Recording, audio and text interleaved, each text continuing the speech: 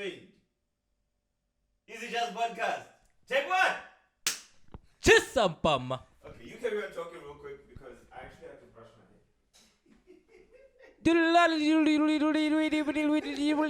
Whoa.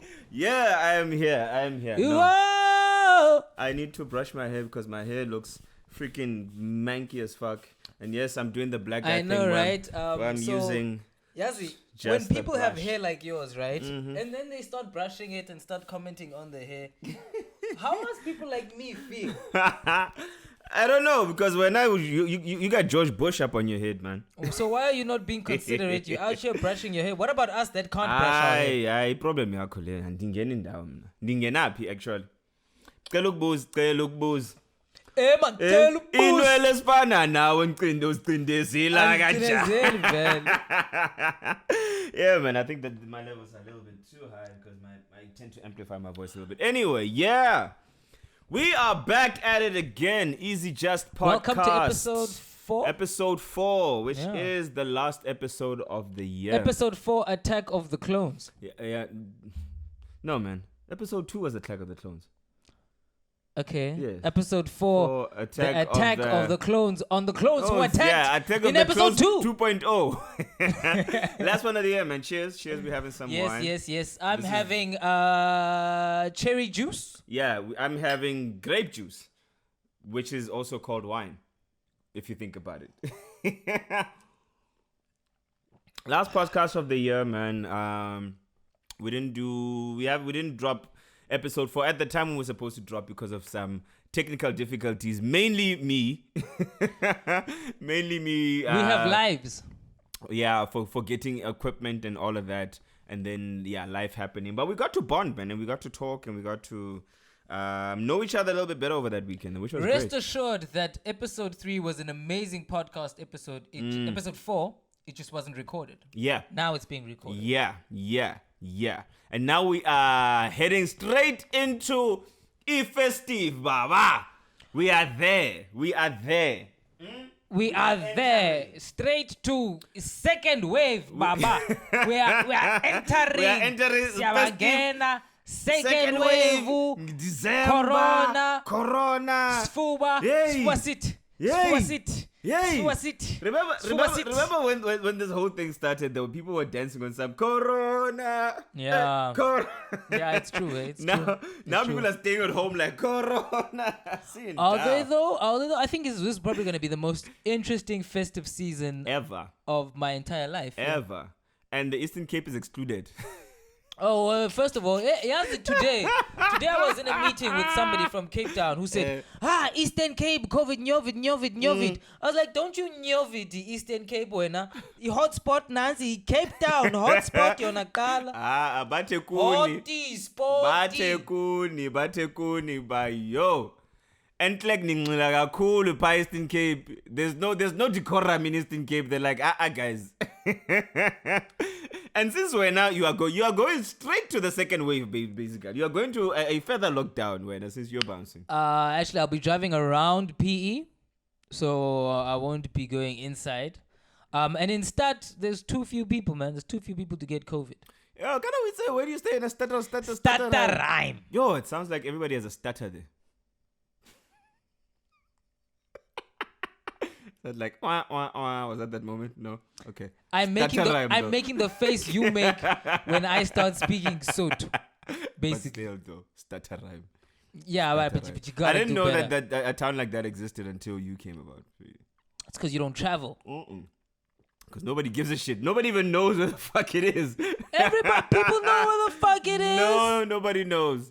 Nobody knows, man. Nobody knows. But yeah, man. Merry Christmas, Merry all of those things. Because I know I'll only see you next year when you bounce. Yes, Merry Christmas, all of that good stuff. All of that good stuff. Happy Boxing Day. I usually say to people, I don't say Merry Christmas. I say enjoy Boxing Day.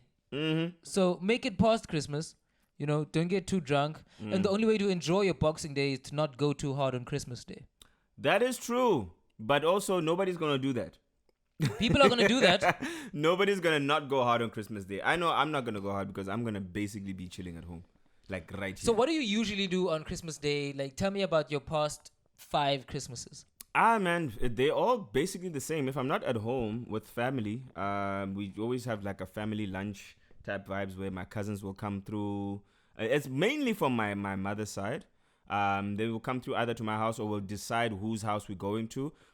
And then we'll go chill at the house, drink, eat, sing, dance, have a good time. Go Bloom, yeah. and then you all go to Tom's place. No, what's that? What's that? If you used to go to these dingy places that we don't go to, those are your places. You go to these dingy places. Tina, we have decent places that we go to. Tom's place and Tony Tom's place. Aye, guy. Can I tell you about Tom's place? Tom's place is this like lake outside of Bloemfontein, where there's like a petrol station. Oh, sure. I think like on your way out, if you're driving not opposite Joburg side, so if you're driving towards your side, my side, Okay, no. I think you must know Tom's place. If you drive past there's a picture. No, I know you go to Tom's place in December with your family. Oh, I know you don't go to Tom's place. Near Tom's place near Dibana pa. You go and conglomerate there. And you eat those hot dogs at Tom's place. And dizzy. So man, that's what I do. I just chill with family. The few Christmases that I've spent in Cape Town, I'll always like chill with friends. There's these parties that my friends or Aline and them would do. They call them the orphans party. Where, on Christmas they'll have I think at the backpackers in Obs. What's the name of that backpackers in Kaileba? It's such a nice backpackers. I think I know the name, but now I'm also forgetting it. Just by the corner there, by the bridge. I see it. We'll go there and just like peeps will be there and we'll have fun, eat, braai, drink, that kind of thing. So my Christmas has been basically that for the past for most of my life actually. Yeah. Yeah, no, that's good. Nama usually also tend to spend What do you do in Stataram? Do they even have alcohol in Stataram? No, actually, small towns, all you got is alcohol. Actually, all we got is alcohol, bro. I'm actually so sick of how many alcohol outlets there are in Stat. And you know what? Let me tell you an interesting thing about alcohol in Stat. There used to be a hotel. This hotel was called the Skoonies Hotel. Skoonies. Okay. Don't worry about what it's called. Like shoes. like little shoes. No. Skoonies with a C. Anyways, it's probably somebody's name. And so the hotel died, basically. The hotel no longer exists. But the bar of the hotel is still there. Still exists. So they were like, no fucking way. We don't need y'all staying here. We don't need y'all sleeping here. But you can drink though. That's basically what they say. Exactly. That's how bad the alcohol relationship is with people. Nobody wants to sleep there. They're like, no, fuck no. We will sleep home. But Oksalayo will keep the fucking. So I'm on 7. Aslali.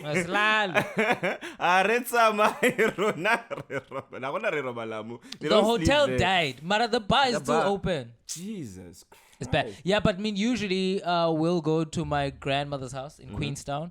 And then, everybody that can make it. I think my family has had better Christmases than of recent years. I mean, we used to be really big and everybody would come through, but I feel like, people that can't afford to come home during the holidays are now being excluded. It's just a very much smaller group, and it's just not how I pictured it when I was younger. Before I started earning money, started earning a salary, the Christmases used to be so nicer. And I don't know what it was different then. Maybe it's the state of the economy of the country, It definitely is, because now it's just not as hearty as it was back then, It definitely is. I remember even like growing up, man, Christmas would be big, bro. Yeah. We'd have so much. Like there'll be food, like lots of food, not just and like energy. Big families, Big bro. families, everybody is there. Mom's side, dad's side, doesn't matter. I'd have 2 Christmases because sometimes I'll spend it with my mom's side of the family and then I'll go spend maybe like a day later with my dad's side of the family.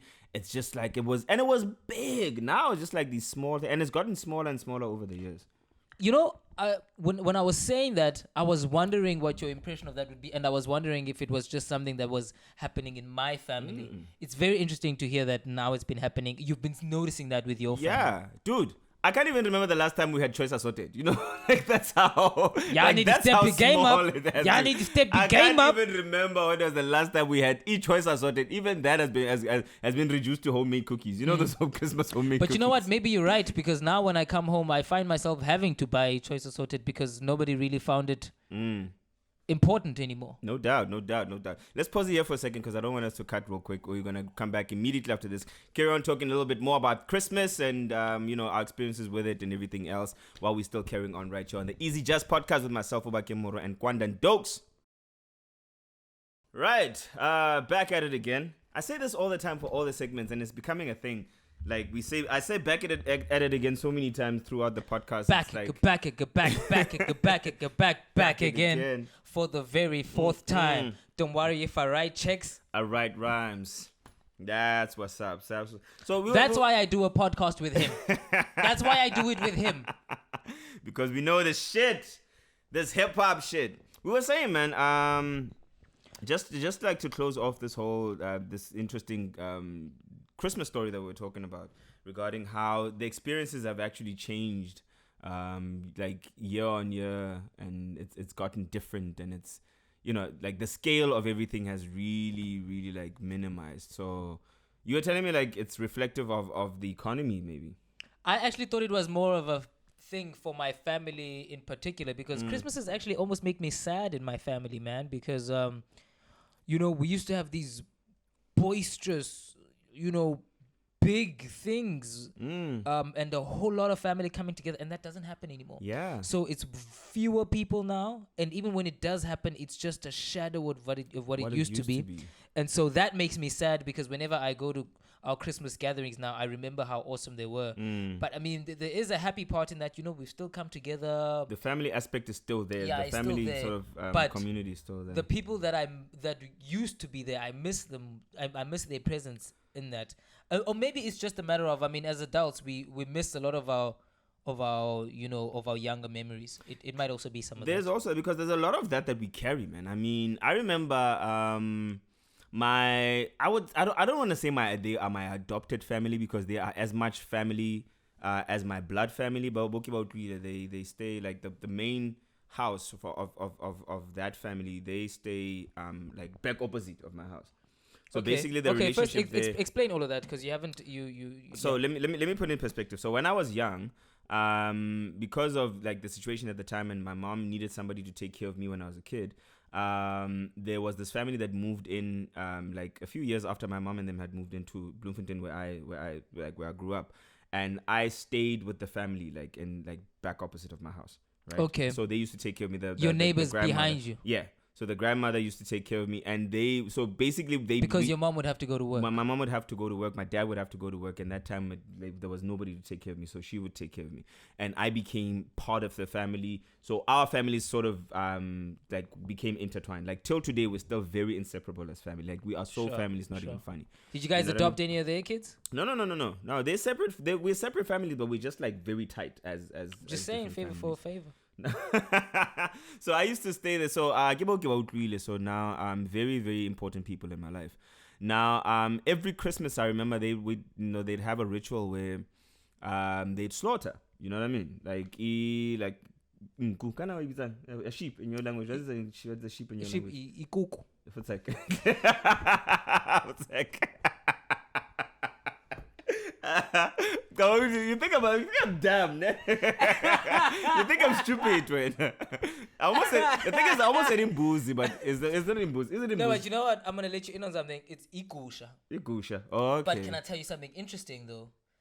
A colloquial term for vagina is called ikusha. Okay. Because of the wool. Hey, fuck. Okay. So I was right, but I was joking. But actually. Oh shit! No, I didn't know that. Yeah, but you learn something every day. Yeah. So basically, they would slaughter ikuku. every single year, and for many other occasions after, and they'd invite us, and Nati would also contribute, and it become in fact that's how I learned to slaughter. That's how I learned to slaughter in like as a kid. And it was like a Christmas ritual and was a thing. And it was like that for many years, you know what I mean? And those are one of the occasions that actually brought us together, amongst other things like that would happen in the family, just us living together in general. Yeah, that's beautiful, man. That's a beautiful story. Over the years, man, yeah, it was really, that's why the family is still, one of the reasons why the families are still so tight. I mean, they were integral even when my brother passed away and everything. They were there, you know? Is your younger brother or your older brother? My older brother. You know, I mean, this is, I'm talking about a relationship that is 40 plus years. Like, it precedes me. And so, like, the Christmases that you were talking about recently, like your recent Christmases, when you do go home, is it still the same? Is it still like No. It's not. But I'm just saying, like, even from their side, like, they're not doing the same things that they used to do because of all these things, you know? Yeah, okay. Maybe people growing up, the kids that used to stay, you know, they're growing up and then they have their own families, so that becomes a little fragmented, but it works. But also, again, like, it's not as big as it used to be because of, you know, financial constraints and such like that. And you find like you lose a lot of that nostalgia, I guess. You know what I'm saying? You lose a lot of that connection because of the families not connecting as much as they used to, you know? Yeah, it's so true, man. And I mean, I almost want to say maybe it's there's an aspect of, but it shouldn't be. So I think it was wrong for me to think that. I was thinking that there's an aspect of you having to pay for some of the Christmas dinner now, which changes the dynamic. But that does, I mean, I don't think that would inherently make you unhappy contributing. No, if anything, it would make you proud that you're now contributing and making it. And but I think it's the idea that whole experience, Nakona, it wasn't really just like on one person to provide. You know what I mean? Yeah. The families all chip in. Like, even now we still do the same thing where the families will chip in with however money is that we agree to, and then we buy, and it becomes like a collective effort. Yeah. And even then it was still that. I mean, but like everybody is now kind of squeezed and has become even more squeezed. So yeah, it's telling. So it's like the traditions that we used to have with regards to how we enjoy Christmas have fragmented a lot, have kind of shrunk a lot. Yeah, you know what I mean. And it is sad. But I'm hoping that at least, I don't know, man.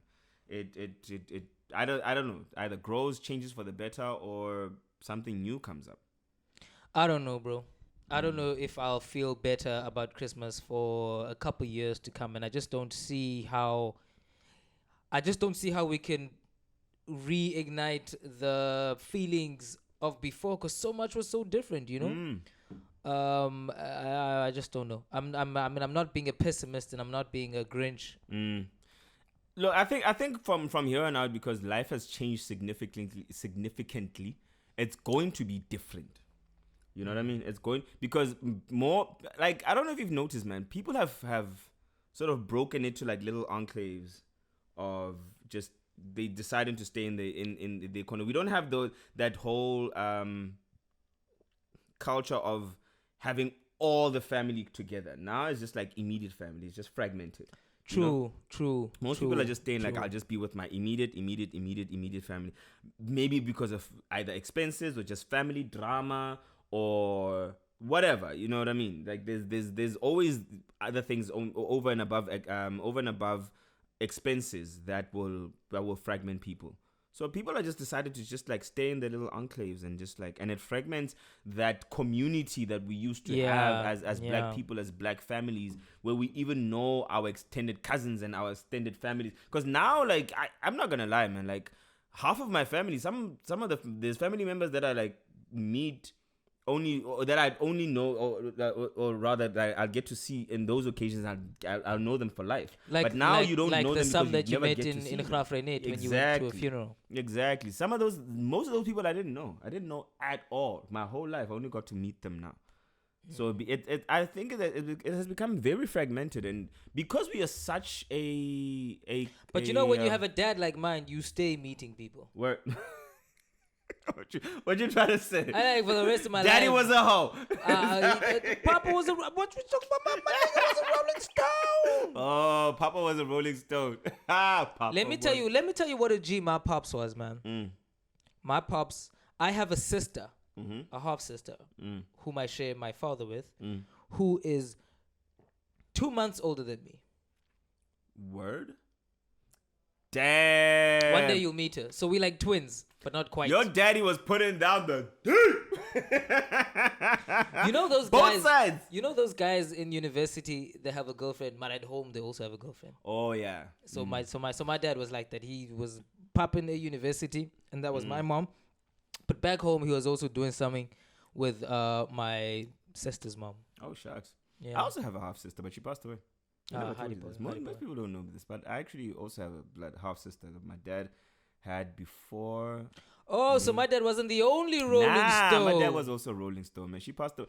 How does that make you image feel? of my father. How does that make you feel? Spitting image of my father. How does that make you feel? Does that make you feel that you have a bigger responsibility towards how you treat women because you know firsthand in your experience, you know, like and I'm not saying that it's good or bad that you had a half sister. I'm not casting my dad or your dad in any certain kind of light, but I'm just interested in how that makes you feel, because I love all of my siblings and I'm always excited to meet the new people. Yeah. No, for me, like, look, don't worry, we'll continue. My feeling towards how to treat women, it derives from that a little bit, and also just from how the hardships that I saw my mom go through being married to my dad. You know what I'm saying? Yeah.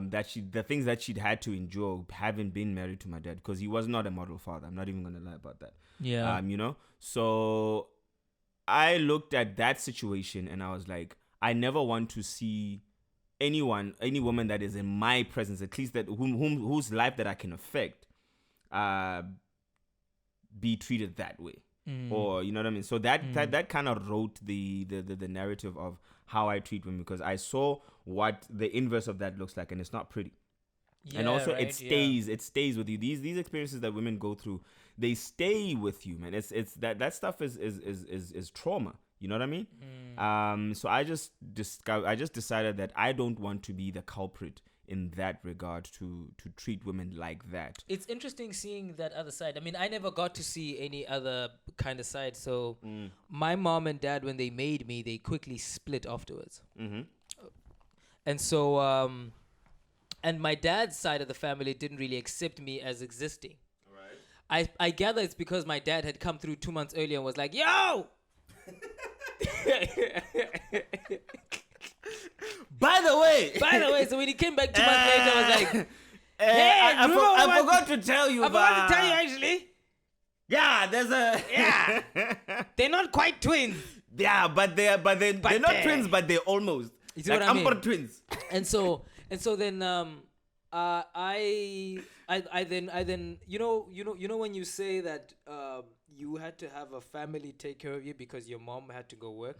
My mom had the same thing because she was kicked out because of my pregnancy. And then we were adopted by another family from Port Elizabeth, and that's why I was born in PE. Okay. Because we lived with that family. And she was still in like a teaching college, you know, doing teaching and stuff, and she's a teacher today. But I didn't get to see, because she remarried and she married my stepdad, who's been a fair guy. I mean, I wouldn't say he's been absolutely perfect, but he's been.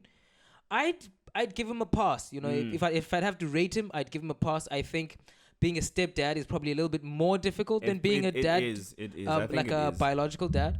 And I wasn't the best. I was rebellious as fuck. Yeah. And so, but in the way that he's treated my mom, because that's what we're talking about now, I feel like he's been fair. I don't think it's been perfect. I don't think anybody is. I don't think any relationship between two people is perfect. No, not done. But I haven't been exposed to this side that you're talking about. But I'm seeing the side that you're talking about from my dad and my stepmom. Okay. And I can only imagine what kind of impact it can have on a person. Yeah, man. That stuff, like it, in terms of how you as a guy would treat women. I mean. No, it writes the story, man. I'm not gonna, like, from my personal perspective, that wrote the mandate. You know what I mean? On how my interactions with women would be, because it's not just my mother's story that did that. Is every other story that was around me at the time. So there's my cousins, there's my sister, there's just general stories that you hear and that you get to experience just around you, because a lot of the stuff that is problematic in our society, a lot of it is very close. You know what I mean? Especially when it comes to how women are treated, or just how the family dynamic works in that. They're very close. Like, all of us have, if you're not experiencing anything like in your immediate family, it's probably happening in your, like, you know, at least your neighbor, or a cousin or something, somewhere very close to you. So that for me wrote the narrative, and I was like, you know what, I want to, just from a personal perspective, because I mean, I can only affect the things I am not in control of, but I'm close to. I can't affect everything else. So I was like, in the corners that I get to touch and that I get to exist in, I want my behavior, and I'm not also saying I've been perfect in that regard, but I want my behavior to at least not be copy and paste what my cousins or my mother or anybody else that has been in the presence of men to go through, because that story is too common. You know, have you ever had a chat with your mom about how the way that your dad was? Wow. Yes, many times. And one thing that told me is this thing, yoti, women must begazela. Man. That thing. I do not. It's a very difficult one, hey? Because I mean, I'm grateful that Beyonce begazela with Jay-Z. Because I think that sent a message that, the family unit is important. Yeah. And I don't think that people should stay together for the sake of children. No, definitely I not. don't. But I think that people should not be propelled to be apart because of somebody's mistake if they can forgive that mistake. If they can forgive that mistake. If they can forgive not that mistake. If they are forced to forgive that mistake. Because one thing that does happen a lot, and this is another particular thing that actually happened to my mom, where... Orachadi. Orachadi, not even Orachadi, but even like closer, you know what I mean? The elders, or Mama Zala type, Mam's law and that kind of, where they would sort of coerce you to begazela because of what it would tarnish the legacy of the family if you were to leave this this very broken relationship, and you end up staying there because now it's about everybody else besides you. But where else the hardships that you're experiencing within your own family unit continue, and they don't affect them directly. The only time they get to be in contact with that is when the complaint or the situation is so dire that it gets to have it gets to the point where there has to be a family intervention or some shit. You know what I'm saying? So I think if you're going to decide to begazela, it has to be your own choice for your own reasons. It has to have nothing to do with anybody else. But I think we've made it such a thing, man, especially with us black folk.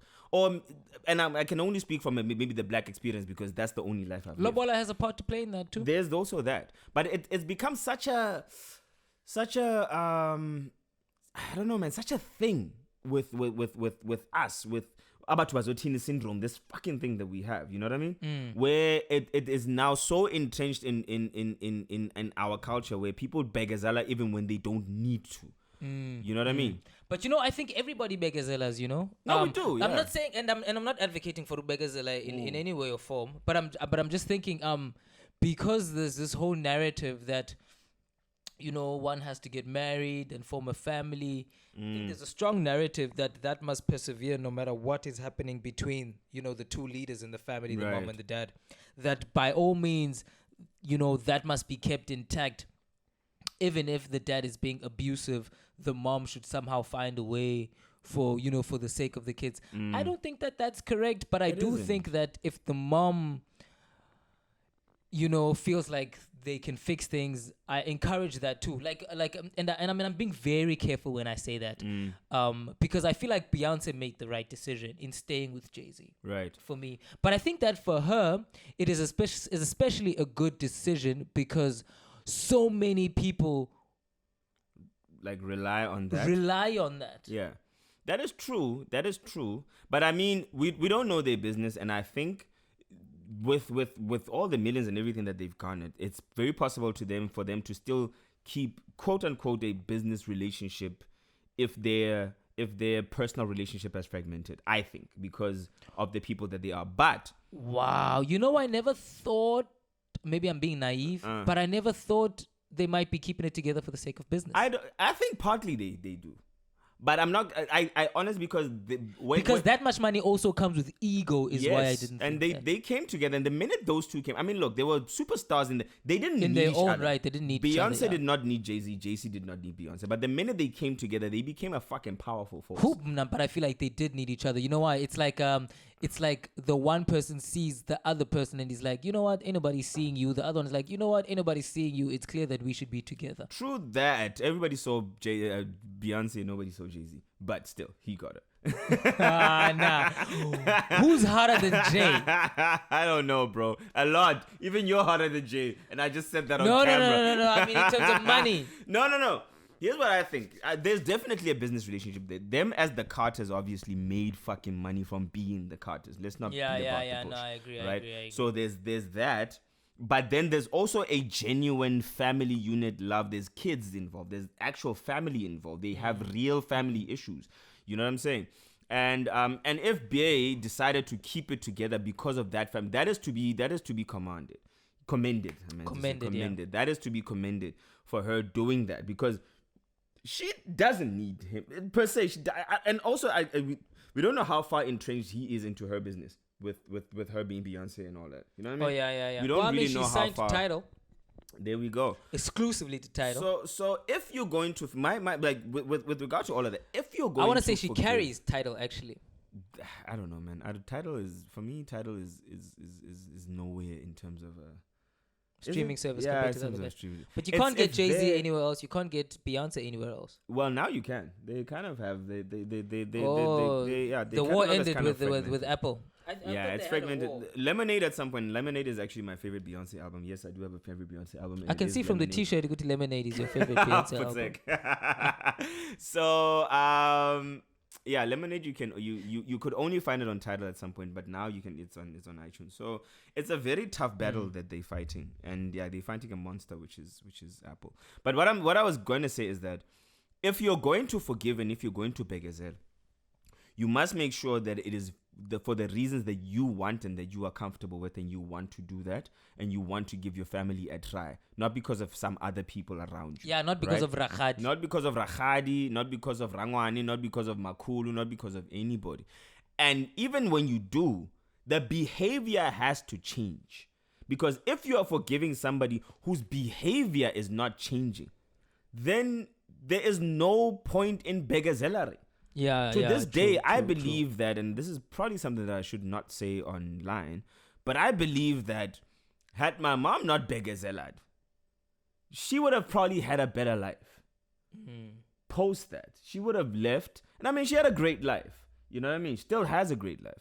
But I think had she not begazeled, she would have had an even better life, because my dad was not worth the begazellery. You know what I mean? So you mean if she left earlier, she would have had a better life younger? Yeah, she would have had a better life younger, got to do many things, just like build her own life. Man, it's crazy that sounds feel like that's how I feel. Do you know how I feel sometimes? Sometimes I feel like if my mom would have had an abortion, she would have had a better life. But that means you wouldn't be here, though. I know, but I mean, I know it because for me that would have made sense. Her life would have been so much less complicated. She wouldn't have had to maybe do teaching. Maybe she would have been able to do something else. And maybe her life would have flourished, and she wouldn't have had to settle for trying to create a family environment because she has a child. Because I feel like she probably had the pressure that, okay, let me get this teaching degree. Let me start teaching. Let me get married. Let me get a house. Oh, okay, so Kwanda can come live with me. Because I feel like that was a big driving force until the time I went to go live with her. Okay. So I feel like if she didn't have that, maybe she would have lived a totally different life. And I've had this conversation with her, and she'd say to me, "Oh, dynamite." And actually, she's not even that old. She's like 49 or 50 or something, you know? Yeah, your mom is young, bro. And so she's like 18 years older than I am. Damn, your mom is young. My mom is 73. So she would say to me, like, you shouldn't say things like that. Like, remember, I should have. But I was like, you know what? Actually, but you really, like actually, you should have. Yeah, well, you're saying it from a rational point of view. If she was more independent, if she had guts, she would have done that. But I don't think that. But also, I don't think. But also, like you asked, shut. I'm not. Let's carry on the convo because I don't really want to cut this. This is really slow. Yeah. I just wanna carry on. Do you have a red dot? Yes, we do. I hope this cut doesn't cut out now because. But you were about to ask something. I forgot what I was gonna ask now. I was saying, but you were saying, but you. I was saying you saying it from the way you understand things from the era that you live in, from now. You know what I mean? Where things like abortion and all of that are not shunned upon. You know what I'm saying? They're not looked at in the same way that they were at that time. You know what I mean? Perhaps. You know what I mean? So now, I mean, people are very candid about the fact that they had to terminate and whatever because so many things have happened that we understand where that comes from. Back then, man, it was like murder or something. It was murder. It was just people were like, look, SA is a very conservative country. Much as we think we're not, we are actually still very conservative about a lot of things. We may have stuff on paper that says, hey, this is legal now and you're free to do this and whatever, and we have facilities to actually support all of this. But within the structure of us, as traditional as we are, especially as black people, we are still very much conservative about all of that shit. Oh, but white people are hella conservative too, actually. Well, I can't speak from the white experience because I haven't lived that life. No, saying sure. Abo NG Kerk. But you see. Calvinist, them niggas is conservative. As fuck. But hence I'm saying though, this is a very traditional country. You know what I mean? Our customs are very much traditional. You're talking about the NG and the Afrikaans people, very conservative, very, very staunch, to their beliefs type of people. Right? So a lot of that stuff, it's only now maybe with our generation and maybe a generation before, whatever, where it's become a little bit more relaxed. But if you're talking about somebody that was, this is like when the 80s. It was, this was in you 1989. You wouldn't even think of having an abortion or even mention the name that in that time. You know what I mean? It wasn't even an option. So it's just a different life. Now your experience, having lived the life that you live with the options or with the mental state that you have, it's a different state of affairs. Whereas for the generation of your mom, it wasn't. But sometimes I feel guilty because I feel like sometimes I want to say to her, what were your ambitions? I mean, I've never asked her that, but sometimes I want to ask her, like, clearly this was not your plan, or was it your plan? Just for the sake of convo. But I think sometimes my mom finds that kind of conversation a little bit uncomfortable. It would be, because the thing is, one thing I've noticed about parents, especially when you start asking those kind of candid questions, they wouldn't want to hurt you with their words, because they think I should have killed you, motherfucker. But I'm like saying that, Jenna. How can it be awkward to say it to me when I'm saying it to you? They don't see it like that, or they don't even want to think of it like that, because you've technically known your parents when you were probably, I don't know, I'm thinking of you at a rational mind, maybe in your teens. That's when, you know what I mean? They have known you before you were even fucking born and wiping your shit and all that. You know what I'm saying? So their relationship to you is very different from your relationship with them. And maybe there's things that your presence has brought into their lives that you're not even aware of. Then this is the kind of things that I get from my mom as well. When she tells me, like I was like, my mom wasn't expecting me when I was born. Actually, my mom had me in her late 30s, early 40s. Oh, okay. So you're one of those. Yeah. So the life dynamic is just different from their perspective, and they will always answer you in a way that will make you feel like you needed to be there. You get what I'm saying? Because your rational mind, in the way that you think right now, says, "Hey, man, why'd you do that? Why'd you do that for?" You know what I mean? Because in this day and time, it's not rational. Like, no, it makes no sense. Why'd you do that? Somebody has to be caught up in that kind of situation. Isn't that interesting? Your mom had you when she was a little bit older than she should have been. My mom had me when she was a little bit younger than she should have been. It's just life, man. It's just like you can't write the script. You can try, but you can't write the script. And when you are faced with a difficult decision that's going to shape your whole life, you make it, and you make it according to the circumstances then. And you can't tell what's going to happen in the future. That's true. But yeah, family is important. Like closing off this very heavy discussion talking about. And Christmas is important. So Christmas is go important. see your family during Christmas, and try to relive some of those memories from 10 years, from 15 years ago, when life was so much better. I think, enjoy and be blessed. I think what we're trying to establish with this conversation that we weren't planning to have, but we ended up having anyway. Which ones do we plan, Obakeng? Which ones do we plan? Is that the importance of family, man? Like, and this is something that I'm learning to understand and to really be comfortable with as I grow older. Because before, it was the thing that it was by default, but now that it's not there anymore, or it's not as intense as it used to be, I tend to. What's this now? Christmas. Christmas and the family vibe unit. You know what I mean? It's so important, man. It's so important to have that kind of structure, because it can only build if you build it the right way and everybody plays ball. That you can never ever be down and out, and you can only build the strong relationships with family by seeing each other, by having things like Christmas, and where you all come together and knowing each other's stories and talking, and you become closer that way, touching base. So this Christmas and this whole entire festive season, if you're going to be with your family, try as much as you can to just build a stronger family unit. Because the thing is, you never know when you're going to need your family. Yeah. That's the other thing people don't really understand. We tend to overlook the fact that we need each other, but you never know when you're actually going to need your family and your cousins and whatever. And all of that comes from the relationship that you build before, because you can't expect help from somebody that you don't know, even if they are your family. You know what I mean? That's true. Yeah. And also, lest we forget, final word on that, family is not just blood. Friends. Family is who takes care of you. Yes, sir. Who you take care of. Yes, sir. That's family. Take care of each other, man. Take care of each other. Yes, so that's the discussion on the family. We're going to get on to the other section. I think we're going to discuss a little bit about what we feel about 2020, make the discussion a little bit lighter, but this was a very important discussion to have. You are still on the EasyJust podcast with myself, Obakeng Moroe, and my boy. The fuck was that? EasyJust podcast, episode 4. We still in this bitch. Yeah. What it does. What it do all day. Let me get this motherfucking thing right close to me, because I want y'all to hear me properly. So yeah, man. I need to say this. Back at it again. back again. Sit up, because you're in the dark now. I want you to be a little bit in the light.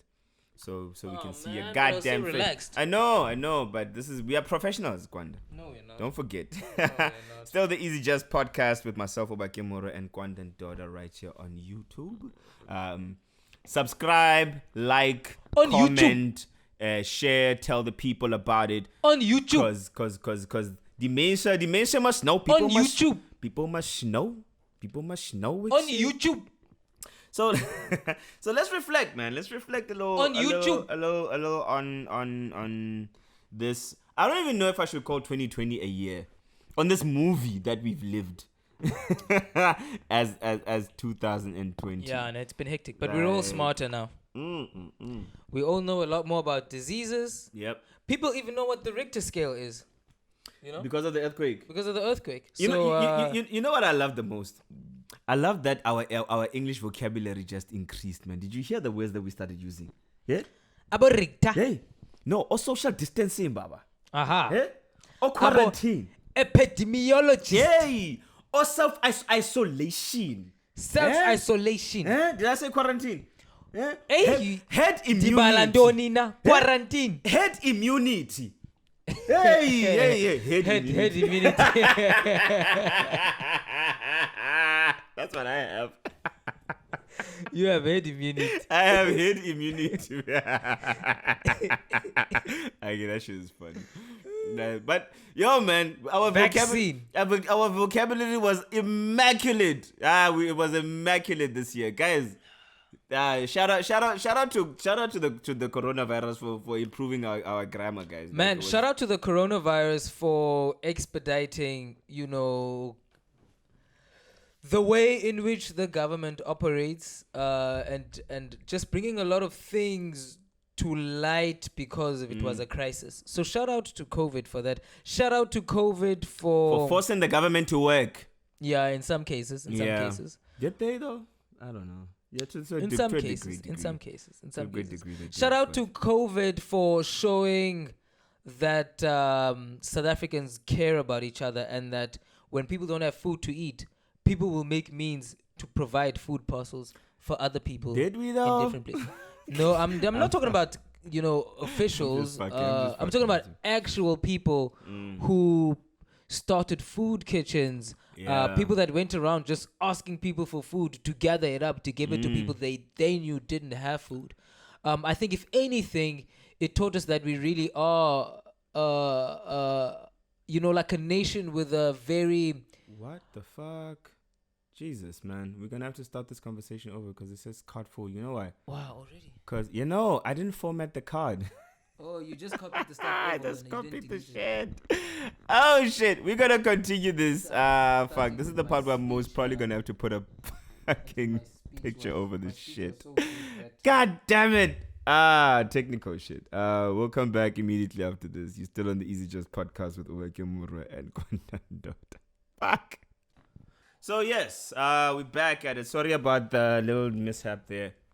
As you had heard, I forgot to empty the card. But we're here, and some of you are gonna carry on with us until we are at a better space where we won't even have to have these breaks anymore, because we'll have like a studio and equipment and all of these things. But now, yes, give us the money. We were still give us the likes, and we're going to get into a point where we're gonna go live at some point, get super chats and all of these things. And y'all, especially you day oneers, are gonna be the most important subscribers of note. So yes, we are there. Anyway, we were still bigging up 2020. Just to be clear, we do not, Why are you laughing? Are you trying to follow away?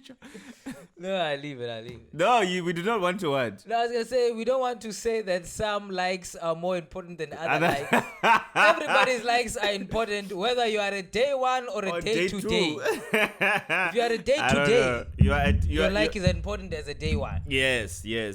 But please continue, my friend. That's the day ones will have more likes. The day ones must also just share. And day ones, the day ones might have an one up on you on comments. That's also true.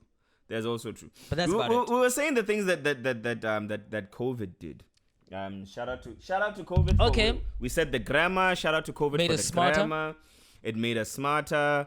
And also, I think COVID showed us that we are more resilient than we thought we were. Yeah. Says More every survivor after whatever they've resilient. survived, Yes, I think. And I mean, You it can definitely put did. pandemic survivor on your CV now. You can be like, I Exactly. survived the pandemic. There's no generation before you that can say, hey, I survived the whole You pandemic. won't find this in a CV for 100 years, Baba. Next.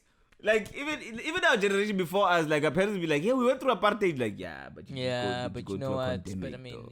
was it like a disease from China? Nah, this it was not a apartheid? disease. It was not imported, this thing. Yeah. No. But it is pretty crazy that this happened this year, Yeah, man. This year has been crazy. This year. Along with the earthquake, what else happened this year? There's the earthquake. There were. Oh, many there was deaths. wasn't there? When did Steinhoff happen? Was that last year? Steinhoff is a story that's been happening before this year, but I think Before this year. yeah, but I think parts of it came through into So what was big that happened this year?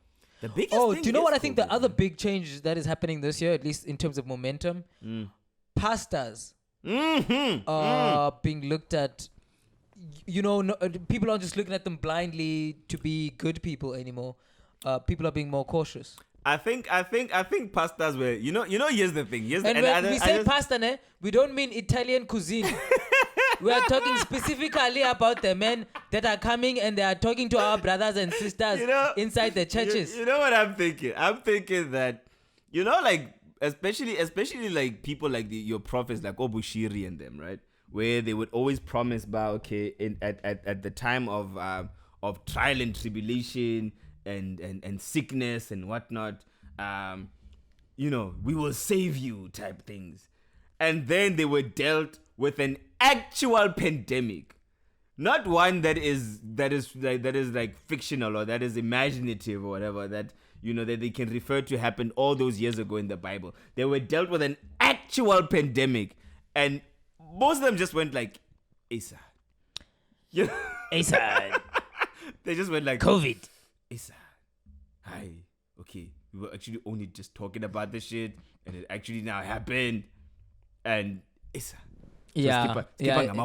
Because they were like, Papa, here's an epidemic, Papa.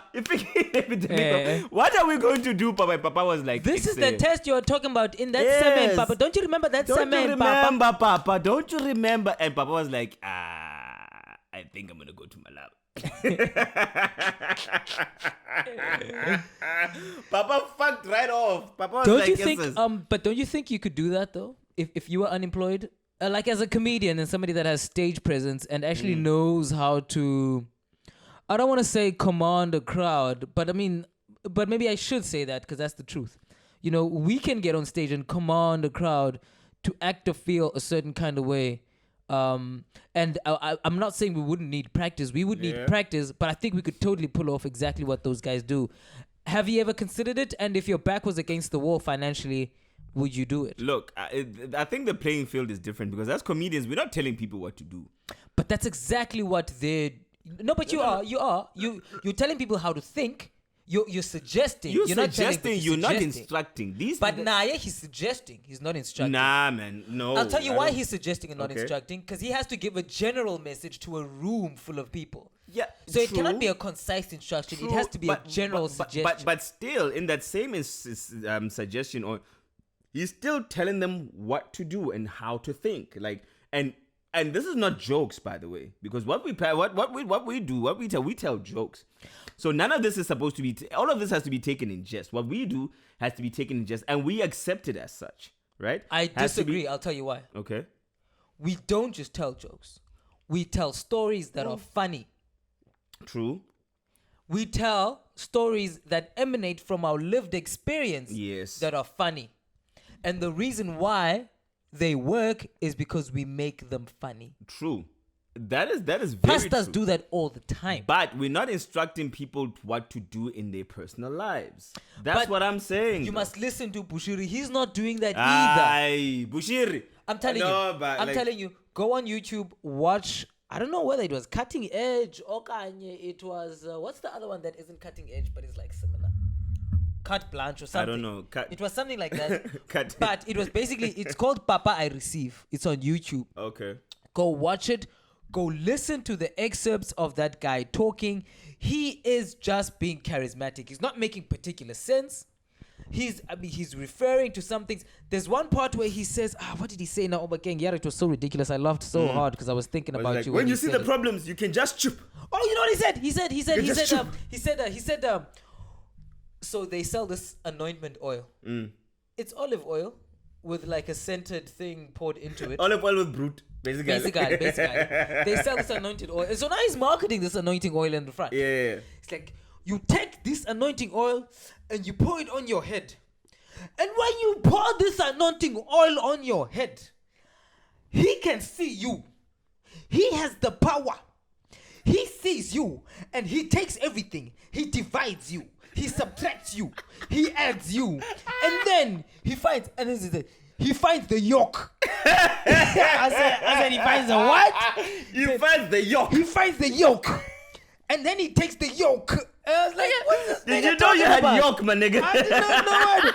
I like yoke or yoke? You got yoke, my nigga. So I'm telling you could do it. I'm telling you now you could do it. Nah, bro. Nah.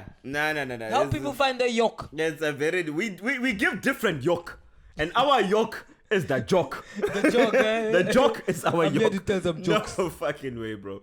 And the thing is, you know what? Nobody. Well, at least we. Even with your back against the wall, bro. Bro. I think even if we do tell funny stories and jokes and whatever, people don't come to us for truth. They don't come to us for facts. To a degree, yes, but they don't necessarily. Look, comedy is not necessarily set up as supposed to be a life-changing experience. It's just supposed to be a different perspective on things, right? Unless you're watching Dave Chappelle. But even still, man, Dave Chappelle does not. But also, even with the likes of Dave Chappelle, Bill Hicks, and all of them, it's just a reflection on their perspective. Of perspective. That's all it is. It's not supposed.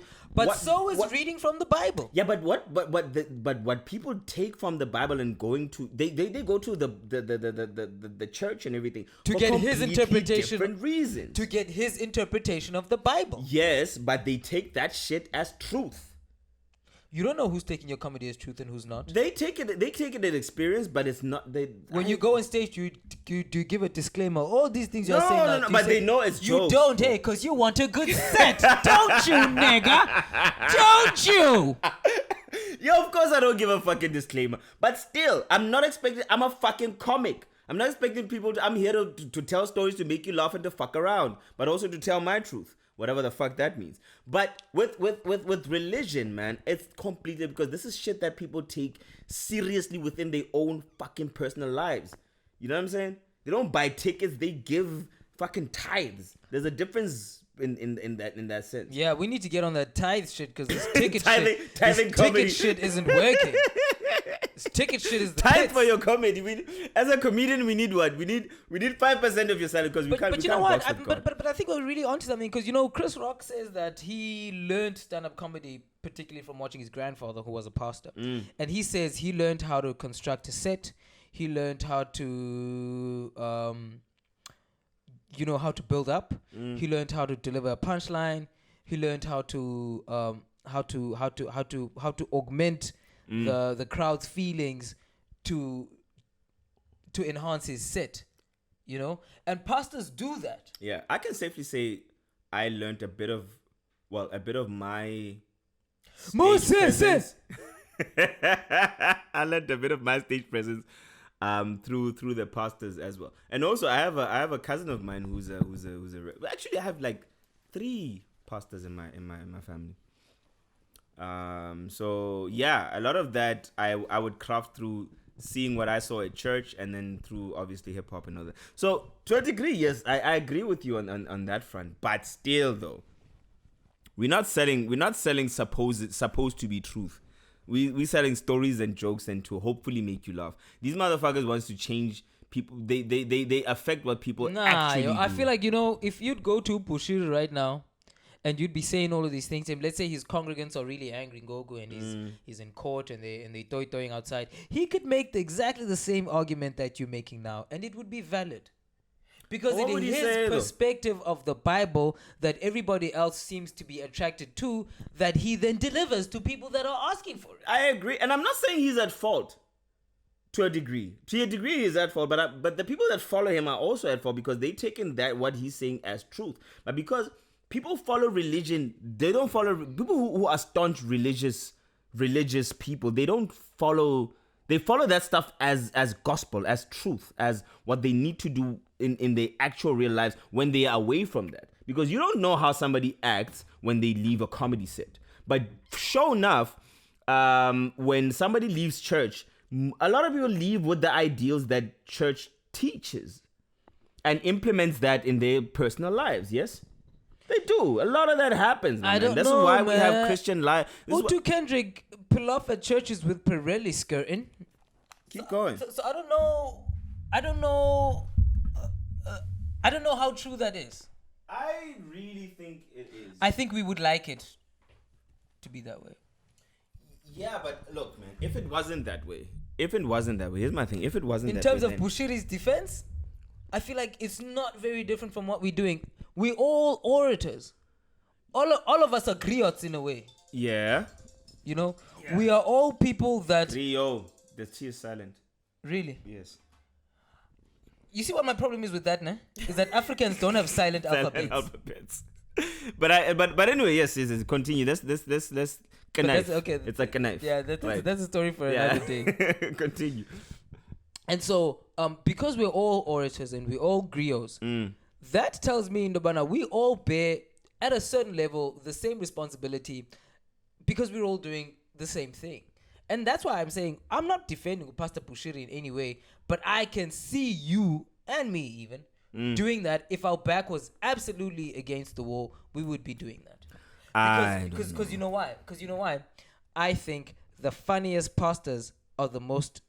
Okay, actually, wait. You know what? I take everything back that I just said, because maybe the reason why I enjoy funny pastors is because I'm a comedian. Yeah, I like funny things. We will always enjoy. My cousin Situnya Motlodi, he's a pastor, and I enjoyed his sermon so much because why? Because he's funny. Funny, bro. He is fun. Even like at family gatherings, I would wait for the motherfucker to like arrive. Yeah, Opa Mokotu, which is my cousin's husband. Okay, can we address something after you finish? Yes, fine. They are funny, you know what I mean? But also, the space in which they work in, Kwanda, is not entertainment, because religion is not entertainment. Yes, it's sold as such to a degree. Humor.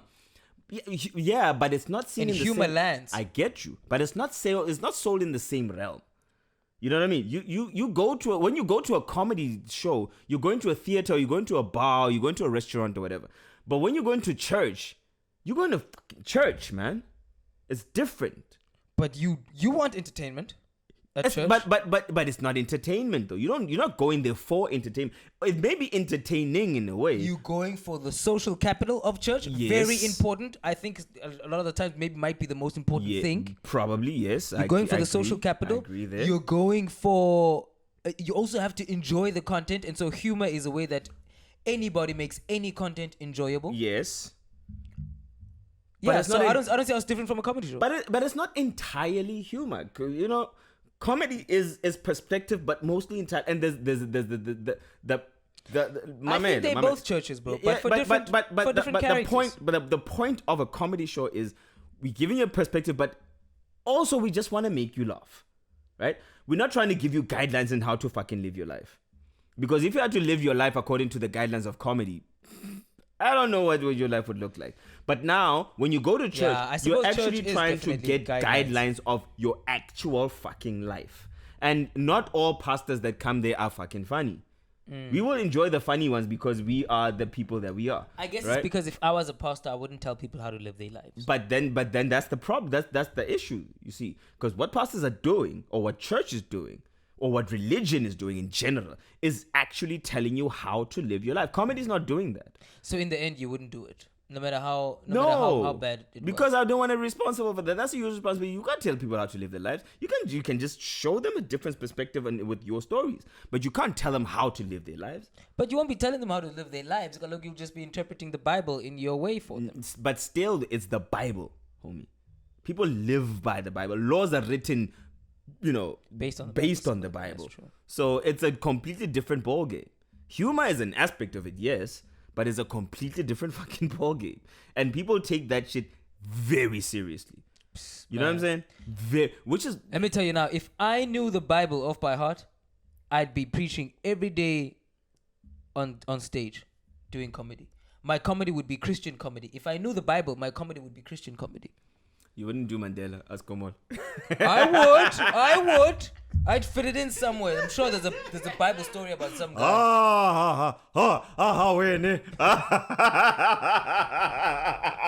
Alright. Y'all should need to hear Kwanda's joke about Mandela jerking off. That is the funniest shit ever. Like that. That's one day is one day. Funny shit. I don't know how many minutes we're running on there. My eyesight is Why did you stop with No, the other one we had to. It says 4 minutes 59. I think 5 minutes 59. I think we've been talking for 4 minutes 59, but so that means we got 5 minutes left. I think so. Also, is it counting down or counting up? This is how professional we are. It's counting up. Oh, it's counting up. That means I think we still got some time. Which means it's gonna stop at 12. Yeah, basically that's what's going on. But yeah, man. Yeah. Diving into the pastas and shit. What has been your favorite thing about this year? My favorite thing about this year, one is the content. I think the content creation part of it. I think we wouldn't have had this. I know we were planning to have a podcast, but the fact that COVID happened kind of kicked us in the butt to actually do the shit, and we actually did it. I kind of exploited things that I didn't know I had a talent in with regards to content creation. And I actually realized that I enjoy... Can I just take 5 minutes to thank you in front of everyone that everything that you guys see on the screen, the quality of the video, every single thing actually that you see outside of the video content or whatever, everything is what I mean is this guy. And he's doing it so well. I've only had rave reviews about the quality of the content. Well, not the content, but like the video, how everything looks and how it looks so good yet feels like you're not trying too hard. That's the one thing that's getting through to people. So if you guys want to thank anybody, thank the guy in the lemonade t-shirt. Lemonade t-shirt. Yes, I bought this t-shirt. Like, this is... Thank Big Bird over here. Fuck off. This is 2020. This is like United for Bafana. Dude, it even has the... It's like from 2010. Yeah, this is from 2010. I didn't Yo, want bro, to buy... do you know what I was doing in 2010? Right. When everybody... So 2010 was the first time I had to go work on site as a construction worker. Please don't tell me you were like hollering at girls. Please don't tell me What you were like... girls? Please don't tell me you were like... my sister. What girls? My size. I was hollering at rocks and sand and shrubs and bushes. The worst part is that we were building a road, and so you remember cars used to have those ears, man. Yeah. You know, like the flags. On the, what do they call these mirrors on the sides? The side mirrors. Basically, side mirrors on the side. Yeah, the mirrors on the side, the side mirrors. Very creative, these car makers. But you used to have these flags on them, you know, like Scotland or Portugal or Brazil or whatever. And I'd watch these cars just driving past, bro, and I'm standing in the scorching sun, getting sunburned, trying to make out with a rock because that's the only thing next to me. And like these cars would just be driving past and they'd be like, beep, beep, beep, beep, like, we're going to go watch the game. What are you doing? And did you wear like those reflective fucking jackets and shit? Yeah, like, dude, that was me. I hope they didn't make you like I was flag lady. Have you ever seen those ladies that wave a flag? Awesome. But I really can't see you doing that job, yes?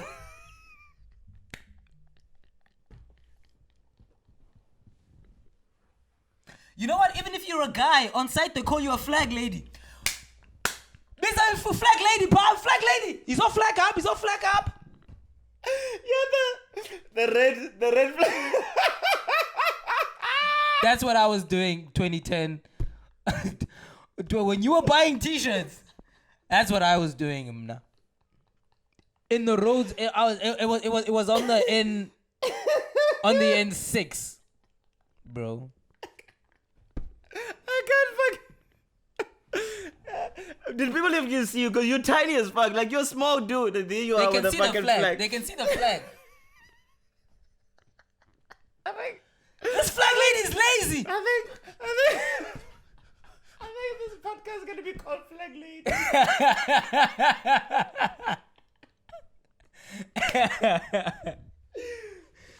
The name of this podcast is Flag Lady. Next time I want to do a cartoon version of you too. It was rough, bro. Man, shout out to you for living beyond that. For life. building your roads so you could drive to games. Hey, road accident fund, SANDF. Here we go. This is a prodigy, right? Shout out to Bevan Voges, was my first general foreman on site. Treated me very well. Shout out to everybody that didn't hit you with their cars because they couldn't see you while you were driving and you were That's because I'm waving frantically, Bob. I'll never look at flag ladies the same. I'm just like, every time I'm gonna drive and I see these people just like waving the flag, I'll be like, Kwanda. Boy, like, traumatic memories.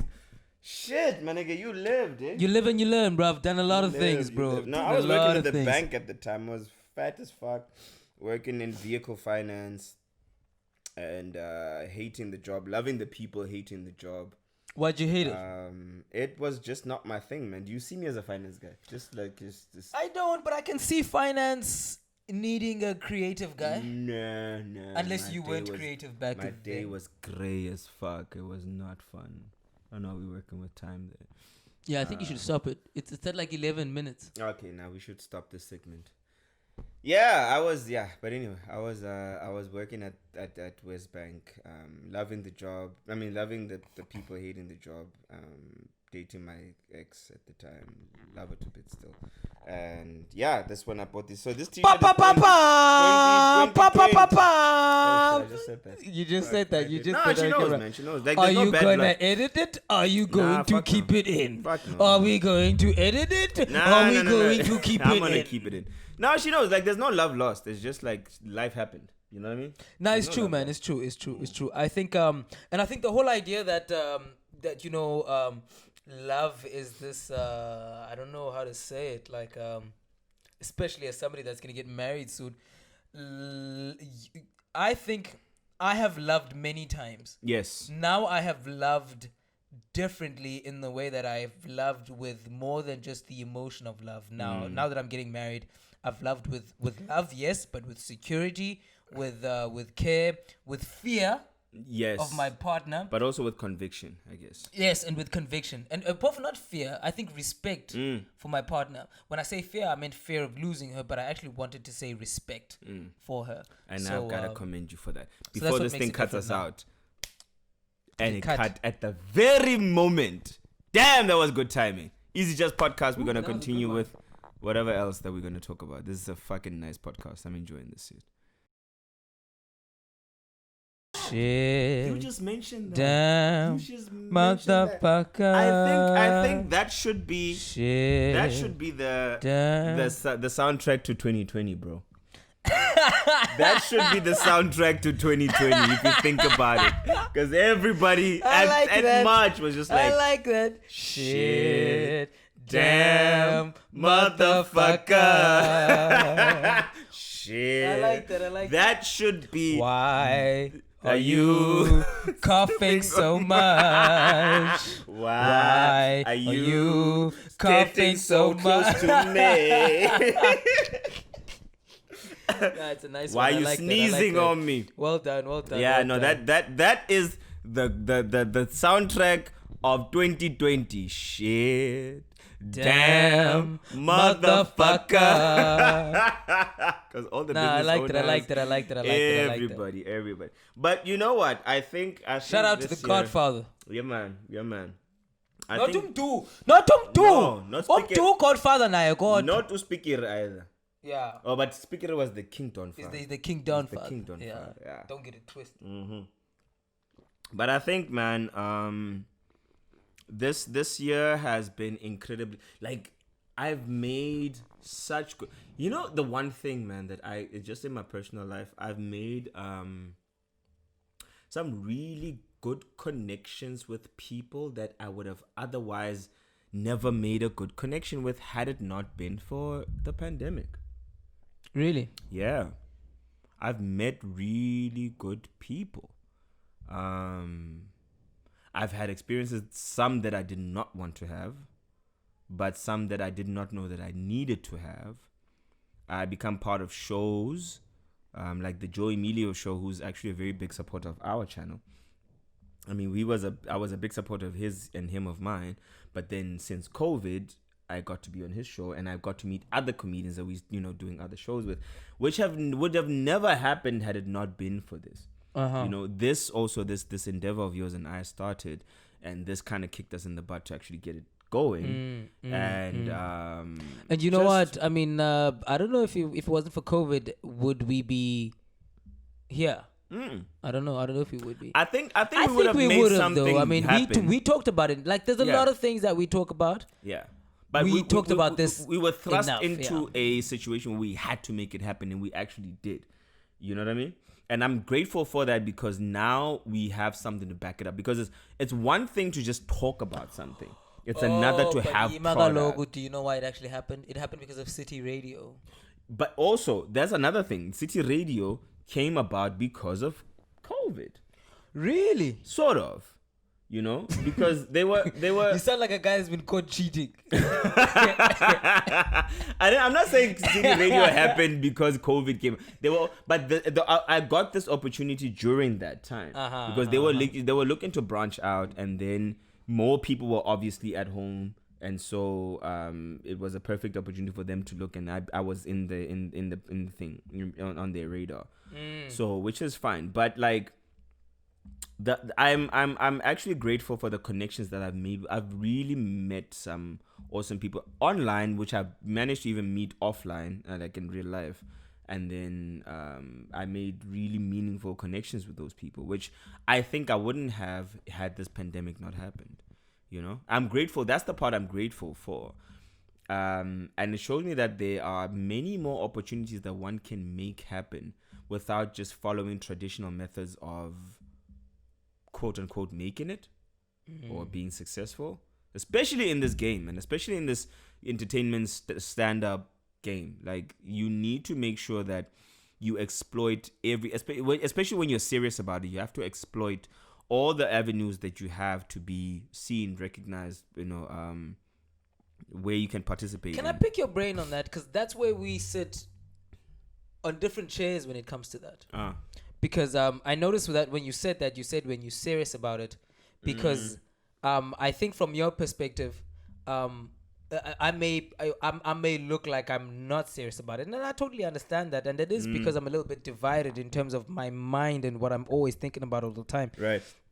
So do you have the perspective that sometimes that chase that you're talking about just now, exploiting every opportunity, you know, looking at every gap and every opportunity, and I think that I think even the saying that bad publicity is good publicity comes from that.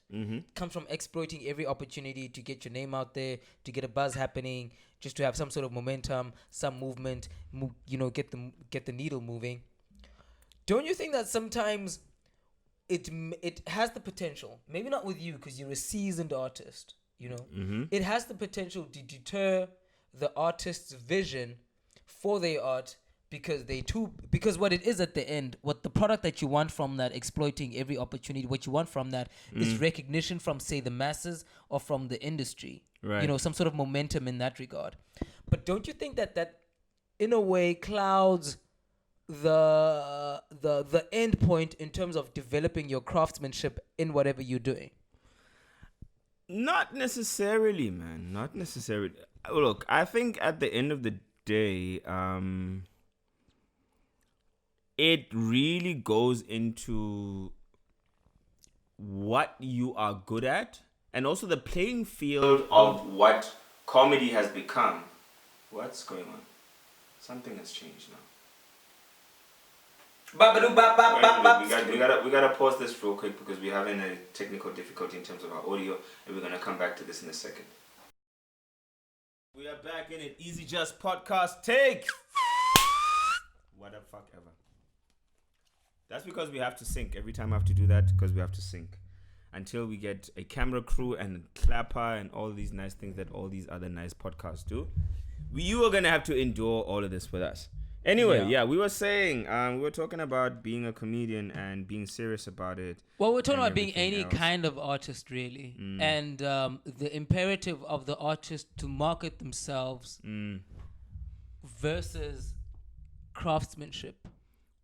So I don't disagree that you absolutely have to market the shit out of yourself and exploit every opportunity for you to be known. Because that's what advertising is. Yeah. You know, advertising is visuals in someone's face enough so that they recognize. And then one day when the need comes up, the image is already in their heads. Got you. So that's the basics of it. And I agree with that. But I feel like the process should be that you work on your craft until your craft undeniably gets you that advertising. That is true, right? But it is a way longer journey. Also, and it's also not guaranteed. Yes. Also, the playing field of this comedy space is not the same as it used to be.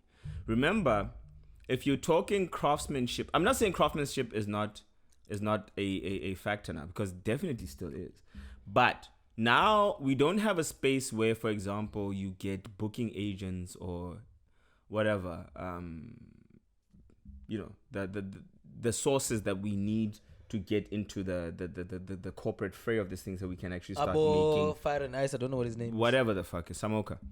But I'm just saying Samoka is actually like he's a comedy agent on that. But you don't get a lot of those people coming into our spaces like stand-up shows or whatever to actually see raw talent, which in the earlier years, like your 2020s, your earlier years of comedy or of any entertainment space, you would have booking agents, you would have these people coming to shows and stuff. Why do you think they would have stopped then? Because it's easier to look for people online.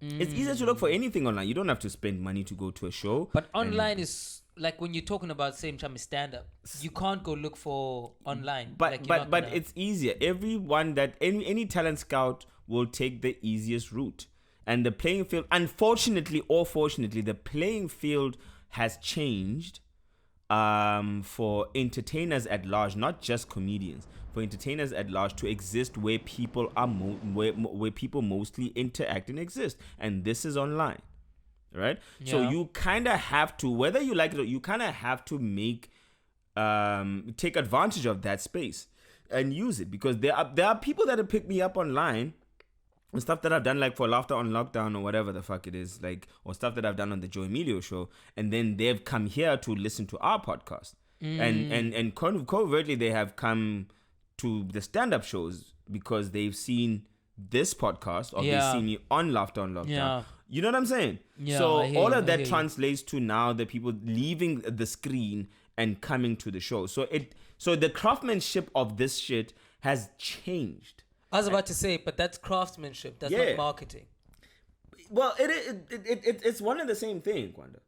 Because when you are on stage and perfecting your art as a comedian, you're doing your set and you're perfecting it, you're crafting it, but in the same sense, you are still marketing yourself because there's an audience.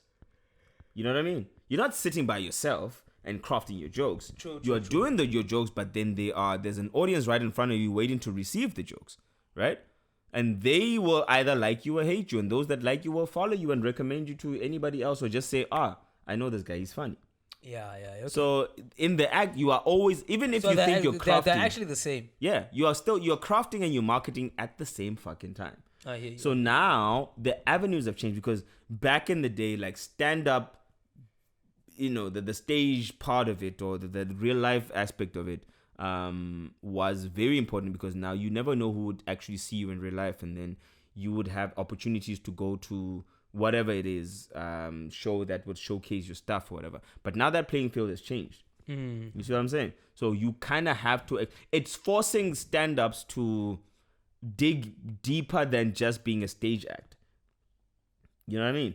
And also being a stage act, I feel is very limiting, just being a stage act, especially now. Because people don't, there's many people aren't only looking for the stage for what they used to get only at the stage. Exactly. So what else do you have to do? This is why we kind of have to, and we have the advantage, because when you are standing, you are naturally funny. Hence papik. Hence papik. You know what I'm saying? That kind of stuff. So you kind of have to do that stuff to convince those people to come to see you in the place that you actually want them to see you. Because much as I'm doing the characters that I'm doing, and it's fine and it's funny and all of that. Papiki is one of the characters Obakeng does on his profiles on his social media. And it's actually my most popular character. It's actually my only character, to be honest. I was about to say, it's actually his only character. Only character. And people fucking love Papiki. You know what I mean? But for there are people that have seen those videos, and when I do I'll go to a stand-up show and they'll be like, "Oh man, you did that Papiki skit, fucking I loved it." And even though they didn't fucking understand it, which was weird. I hope Papiki doesn't become your Mudbone.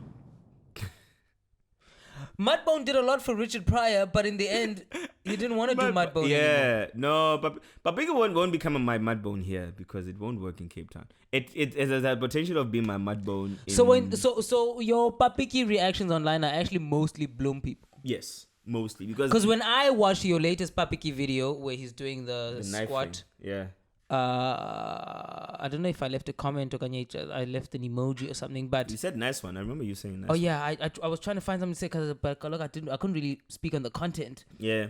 Well, I mean, I could kind of, but I would have. I'm the kind of person that if I'm gonna comment on somebody, I want to say something witty. Yeah. And so I can't guess because I don't actually You're know. not necessarily so I was like, connected. where can I say? No, with Upapiki. But what I was getting at is, are the people that are reacting to that? Because I'm not from Bloem. It's mostly either Bloem people. It's mostly Bloem people and Tswana speaking people or people that understand Tswana because like. What I'm saying there is just it's not different. It's maybe like the little terms that I'd use because they are very much Bloem centric. Do you know what's interesting to me? What you're doing, what is Pelele Kokoshe is doing, okay, what Koping Boomba is doing.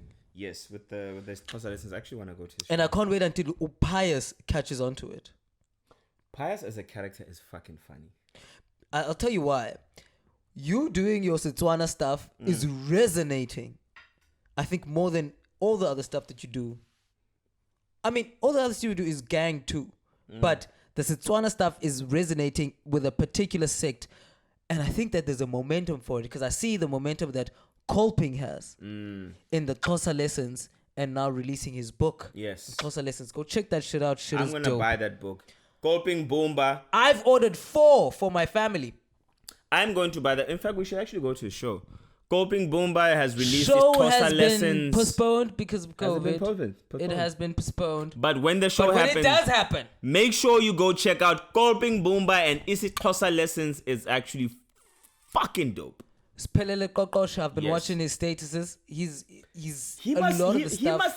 he must record that stuff because sometimes I read genius, the stuff. right? It's fucking genius. Genius. But the thing about it is like sometimes I get lost in the reading of this. It's possible like I can read it to a certain to a degree. So you get that papik. You see what I'm saying? You get so that now, papik. yes. So now, if he was to say it on video, just the way that he's would just be better. Hey, it would be better because he should just record that because it is fucking fire.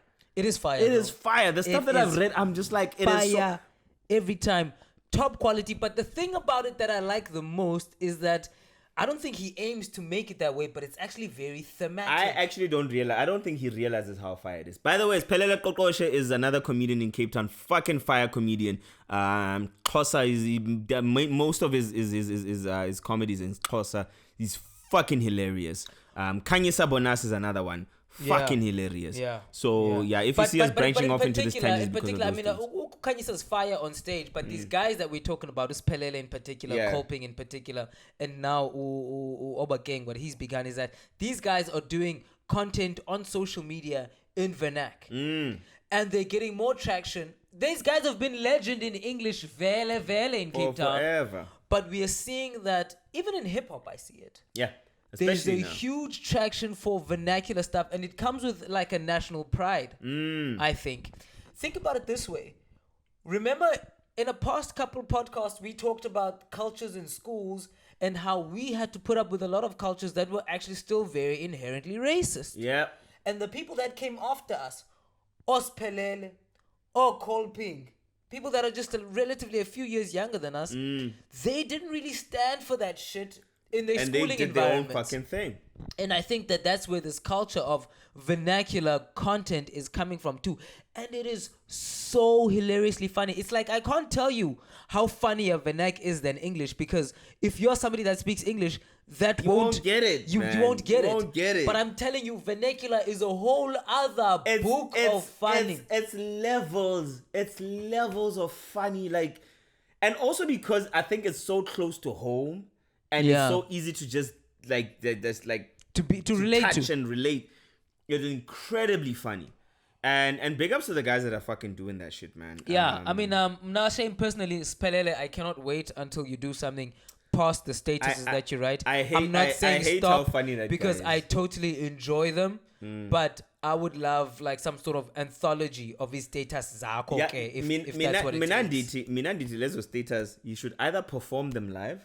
I don't think so. Either that, or he should record what he's saying so that we can identify him, because you know when shit is Or written. put them in a book, bro. Yeah. Jago coping. Put them in a book. Put them in a book, Jago coping, because that way you can make money from it. Something that is going to attach him to that content, because right now it's a floating status. It's easy for people to steal it. Yeah, you know what I mean? That's true, but I Yeah. mean, you're gonna have to do a lot of stealing if you can, because the dude is also just pumping. Also, Like he is pumping like 4 a day, 5 a day. So this is gonna cut in a few seconds. It'll be hard to steal. Definitely. That's what they said to me in 2007. This is gonna cut in a few seconds. You're still on the Easy Just podcast, and I think we're gonna wrap it up in this next segment with the tangent that we're going on our last podcast for 2020. Easy Just podcast, Kwanda and Doda, myself, and Obakeng Moroe, the skinny guy. Sutinduko. Sadama grapes, sadagwa. Sadama grapes, That's an actual song, huh? No, that's Spikos. That's Spikos. Sadama grapes, sadagwa. I'll tell you what, yes, when I'm listening to my Kwaito playlist, sadagwa. I totally play Spikos because it's actually high quality. Spikos is fucking dope, bro. High quality DJ Cleo production. Fam, Spikos was fucking dope. What you talking about? Yeah. Yo, sadama grapes, sadagwa. Birthday, yeah. Happy birthday, birthday, yeah. Birthday, yeah. Happy birthday. Spikos was the shit. That's what we should be doing at December. Rejak twice as sorted, tinasi just as sorted. Speti ballooni, speti ballooni. Tori Paluno, Palune Maruno. What was that dude's name? Come on, Tsepo Mokoena. Tsepo Mokoena. Not Mokoena, Mohale, man. Tsepo Mohale. Tsepo Mohale. Yeah, why the fuck did I call Did him you Mokoena? ever see him on stage I've again I've seen him in real life most of the time, because he was actually friends with my one of my best friend's brother, who passed away like a few years ago. But I know Spikos. I can't claim to know him personally, but I know him. Please expand. You cannot now. We can't just. The podcast doesn't get some of your experiences meeting with Spikos. Okay, this is how I know Spikos. Your best friend's bigger brother. My best friend Umandi, she won't mind me saying this, because if it's the truth, then she definitely won't. Yeah, Umandi, her brother is Umandla.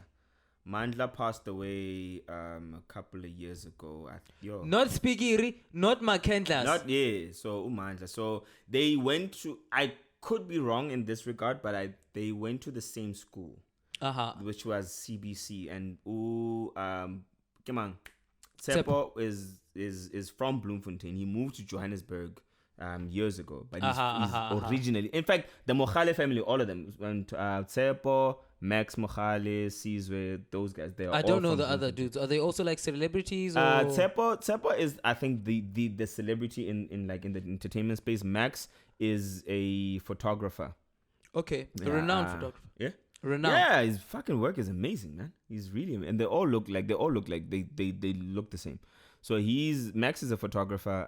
Tsepo is the comedian. And then Sizwe, I don't know what he does, but he's the brother. He's the glue that keeps them together. Crazy cut.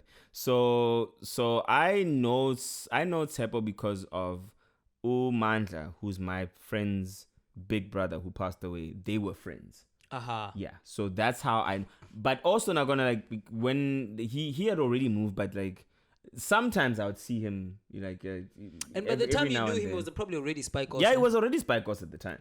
So when I got to see him and know him, and even at the funeral when he was there, I was like, just as yes, Spikos is at the funeral. Of your brother. Of my friend's brother. Oh, your friend's brother. Yeah, so they were friends.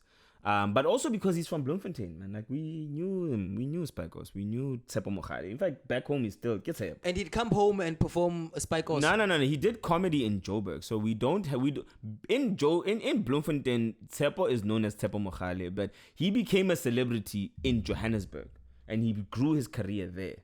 So he became famous, but then for the fact that he is from Bloemfontein and people knew that, he kind of became prolific in Bloemfontein because of the fact that he has done shows in Bloem, yes. I don't remember him doing a show as Tsepo Mohale, like a one-man show, big vibe, everybody's there type shit. It's very strange because you would think that after his comedy career picks up, even in the music career, he would capitalize on that. Yeah, but comedy at the time wasn't comedy as it is now. at the time it was still niche. You know what I'm saying? You had to perform it where you knew you would get the biggest love or whatever the case may be. Yeah, I guess. So it was still in its especially black comedy, because if you think about it, black comedy, but like he had stand up such an comedy, advantage because he could do his comedy in Sutu, in Bloom, and he dude was funny. Yeah, he's funny, okay. but at the time then he could perform spy course in between. Yeah, but I don't know, man. Also, like, you know, the thing is, when these things happened, they happen in legacy form. These guys were building at the time. And then it became what it became. This is kind of the story. This is kind of the same story that, like, the same thing that you said about my mom, right? Yeah. Thinking differently in that time compared to later, now. because I don't think when Spike Oz and David Cow and all them, when they were doing that, they were thinking that, oh shit, we are building this big. They were doing what they had to do. That's why they were so sour when Trevor did his thing. Nama would have been sour. I don't think they were sour. There was an entire court case. No. Well, yeah, I think they were sour with the allegations that he stole jokes. I don't think they are sour with the whole thing that he actually ended up doing, getting to the avenues that he did with, you know, his do you think he was? Do you think if he did steal the jokes, he was correct to do so? No, if he did so, I don't know the story behind all of that, because there seems to be this whole not blanket, but I think he has a unique talent. He does have a unique talent, but there's a lot of people. There's a big narrative that comes from so many different comedians that say Trevor Noah stole a lot of people's jokes. I think it was worth it. It was good. Well, look, good on him. Look, anyone that makes their career off of other people's work, I will not commend. But also, I don't know the facts behind that. Even if he is the second best export since he's actually a better export than Nelson Mandela. But it's not. If it's not his work. If it's not his work, look. You made it a hot line. I made it a hot song. Nah, my nigga, I don't know. Like, you co-wrote a joke that I am doing, and this is actually one of my funniest jokes. So you're telling me "Dead Presidents" by Jay-Z is not a great song because he took Nas's "I'm Out for Presidents" to represent me. No, but he didn't take the whole. Look. Here's the thing. I don't know that when you watch Daywalker, I don't recognize anybody else's jokes not from Daywalker. Here's my thing. I don't know the extent of the allegations. I wouldn't even point you to a single joke. Kaloko, make a reservation based on what you see. Yeah, but I don't know. Like, I don't know these jokes that he's alleged to steal. So I can't. You as can far point, as you're concerned, they're not stolen. You can point to a Jay-Z line and say, "Yeah, I made it a great line" or whatever. I don't know a single joke. I cannot point to a single joke that have Trevor Noah is alleged to. That's why I think it's lies. But also, we weren't in the Joburg scene. I wasn't even a comic at the time. I don't know. Maybe there's a certain truth to it. I don't know. But all I'm saying is, if he built his shit based on other people's stuff, then I would shun him for that bit, not for all the other stuff that he has, for all the other great work that he has done, because the motherfucker has done. Lies? Do you know why I think it's lies? It possibly is lies. I don't know. But do you know why I think it's lies? Yeah. How come the rumors that he stole other people's jokes emanate only when he really begins to pick up momentum? Because when you get enough attention, you will also get the worst scrutiny. So if you are making your career off of other people's jokes, when that news comes out, people will know, because people have gone to go see these other comedians that are claiming that, right? And if people have gone to go see these other comedians claiming that, and you are only that, then it should be clear. Once there is doubt, did he steal it? Did he not steal it? Then it's clear that something is coming from the Noah guy. Are you talking from the audience? Because the audience will never know whose jokes is whose. No, I am talking from him now. Okay. I'm saying we could all talk about similar content because we all live in the same country, and some of us probably have a shared life experience. Yeah, no doubt. And you can't. If you go talk about stereotypes Mm. in your jokes, in fact, never mind even that. I remember a couple of weeks ago we did a show together where you have a big head and the other dude had a big head. Yeah. And you guys did the same jokes about the big head. And it was different experiences. I think that is what happens with Trevor Noah, because if you're a really good comedian, you are able to collect lived experiences, even if some of them aren't as related to you as some are. And then people will say if you are more successful than them, especially, they will say you're stealing their jokes. That's what I'm saying. I don't know the severity of this. My thing is, if he word for word took like what Gad Elmaleh did, and he fucking stole George Carlin's. Do you know why jokes, I think? Okay, I haven't seen that. I'll tell you. I'll show you that. Like, if you steal the exact joke, because you can't steal an experience, because fuck you, you cannot. You don't have copyright to an experience. But if you're taking the exact same joke and you're telling it the exact same way with the exact same premise, then that is stealing. But if you're taking an experience and you're telling it in your own way, then that is not stealing. But also, I cannot point to these jokes that are allegedly stolen. So every single joke that I've heard of Trevor Noah's, according to me, is fucking original. And right? You know what? It feels original. So I don't know what these. I mean, even Trevor Gumbi said something. So it's not stealing. If somebody, I heard Trevor Gumbi saying that. You said that shit, and I was like, I think don't it's sour grapes. Possibly. Sour grapes. Possibly. I don't know. All I'm saying is, I'm a big Trevor Noah fan. It's like rap. A lot of punchlines sound the same.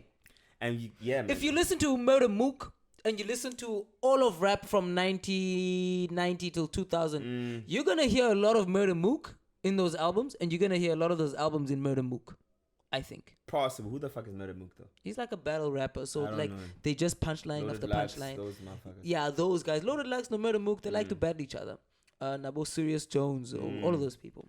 But my point with that is, if we're doing the same content and we're coming from a similar kind of perspective, we're bound to share the same lived experience. And so we're bound to say things in a similar kind of way. But what is unique about it is the way somebody says the whole thing. That's my thing. If he stole word for word. Even if it's word for word, if you take 2 minutes out of a 2-hour special, got Trevor Noah, my man, there's a what lot did that 2 minutes do in the 2 hours? There's a lot of stuff, for example, that I saw in Pop-Ops's fucking special, and I was just like, God damn, I've had these exact same experiences. I've written these jokes. I've never performed them, but I've written, and they sound painfully similar to what Pop-Ops has done in his Black in My Day special, which is now his latest shit. And I'm afraid to do those jokes, because I'm just like, it's gonna sound like I'm stealing these jokes from Pop-Ops. You get what I'm saying? So do you know what will convince me that you're not stealing them? Yeah? Do you know what will convince me that you're not stealing them? Is you making me forget, even if I've heard them before, because we do hear the same jokes over and over. Yeah. In fact, I almost want to say everything that's really been done has been done by George Carlin, Richard Pryor, Red Fox. Most Murphy. Content has been done, except if it's like modern content about, cancel culture, whatever. But if it's racial, or if it's on gender, or if it's on difference in age, all of those things have been done by Bill Cosby, Richard Pryor, Richard Carlin. Who's the guy that died? Keep going. No, you know what I'm saying? All the things have been done, but the thing is about repackaging things in a convincing way that shows that it is you that is producing that material. You don't have to convince people that the material is yours by the semantics that you use or the words you use to portray that message. You have to show that it's part of what you're doing. That's why I say, if Trevor has 2 minutes that sounds exactly like David Gao, but the whole entire hour still sounds like Trevor Noah, and when you take that 2 minutes and you put it into Trevor Noah's 2 hours, it works seamlessly, then you cannot say in 2 minutes Trevor Noah was copying David Gao. Yeah. And if it's lived experience, it's fucking lived experience. And I think also like... And why would I need the 2 minutes Yako to make my 2 hours amazing? I get you. Also, like, me, like, look, man, I'm not gonna lie. I would... If this whole thing... I mean, you said there's an entire court case. I didn't even know there was a court case to begin with. I heard that from a Kolping. Kolping, you said that to me, nigga. So if it has gone to that extent, then it means it's a hell of a lot more serious than I thought it was. But my thing is... And there was a settlement. Kolping, you said that too. Until I hear the actual jokes, and if they were, quote unquote, like word for word stolen, everything that I've heard from Trevor Noah in my own experience is fucking original. That's what I believe. I tell you what, Two sentences in a 16 sentence bit. Can I steal your 2 sentences if I make your 2 sentences fit into my 14 minutes, into my 14 sentences that make my 16 sentence bit? Am I stealing if I do that? I don't think so. I don't think. If your premise is different, if your punchline is different, if your perspective is different. My 14 sentences. Like for example, you roasted me and you actually gave me one of my best jokes. Yeah, true. You know this, right? I was there. Yeah. I was doing the roasting. You roasted me and you gave me, you literally with one line, I managed to make. And it killed on the day, actually.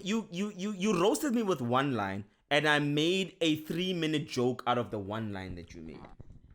But I didn't use your exact words, though. Yeah. I used your premise. The line that you used in that thing. I took the premise. Because you asked me like... 15 sentences. This is what you asked. You asked, how much do you get paid at the barber? Or how much do you the barbers charge you, whatever, when you go to the barber? And I was like... And I died laughing. Did you get it immediately? Yeah, I died laughing. But I was like... That is actually a fucking... So what I did was I created an entire experience out of that one line. So I cannot exactly say I stole your joke. You didn't. Know what I mean? I took the premise. Also, you said exactly at that time after I said it, I'm using that shit. I told and I you said, this. Of course. You know what I mean? So that's it. So I took the premise. I was like... Because I never thought of that. Dude, I promise you, like... When I had a big hit joke, but I did not have a barber joke until you roasted me that night. And I was like, shit, and I took that line and I was like, I'm going to create a whole barbershop experience out of it. And I thought of like the time that I go to the barber, the Nigerians, and I made a whole thing out of that. And all you said was probably like a sentence or two. And have you been to get a haircut in Mowbray? Is that what you thought of Nigerians? No, I've seen Obs, but the guy's not even my barber's not even Nigerian. I just made him Nigerian because of the joke. It was funny. There's an amazing barbershop called Narcissus Place, I think it's called, in Mowbray. Check it out sometime. We'll check on us. Go to Narcissus Place, and this shit has become incredibly dark, but I'll fix it in post. But it's because we're having this is what I like about podcasts with wine. The natural sun up in this bitch. Natural sun up in this bitch. We're not vampires. Yes, nobody's going to die. Also, there's actually, at this one apartment up here, there's a fine ass girl that lives. But hey, I shouldn't be. Why is Obakeng whispering in the podcast? Why is he whispering in the podcast? What are you saying to me, Obakeng? Say it to the customers. Say it to everyone watching the podcast. I'm just saying there are talented people here with very incredible bodily talents, which I have not done anything about. I'm just out here scoping. But anyway, we were supposed to wrap up this segment. We didn't because we branched off into a whole lot of different things.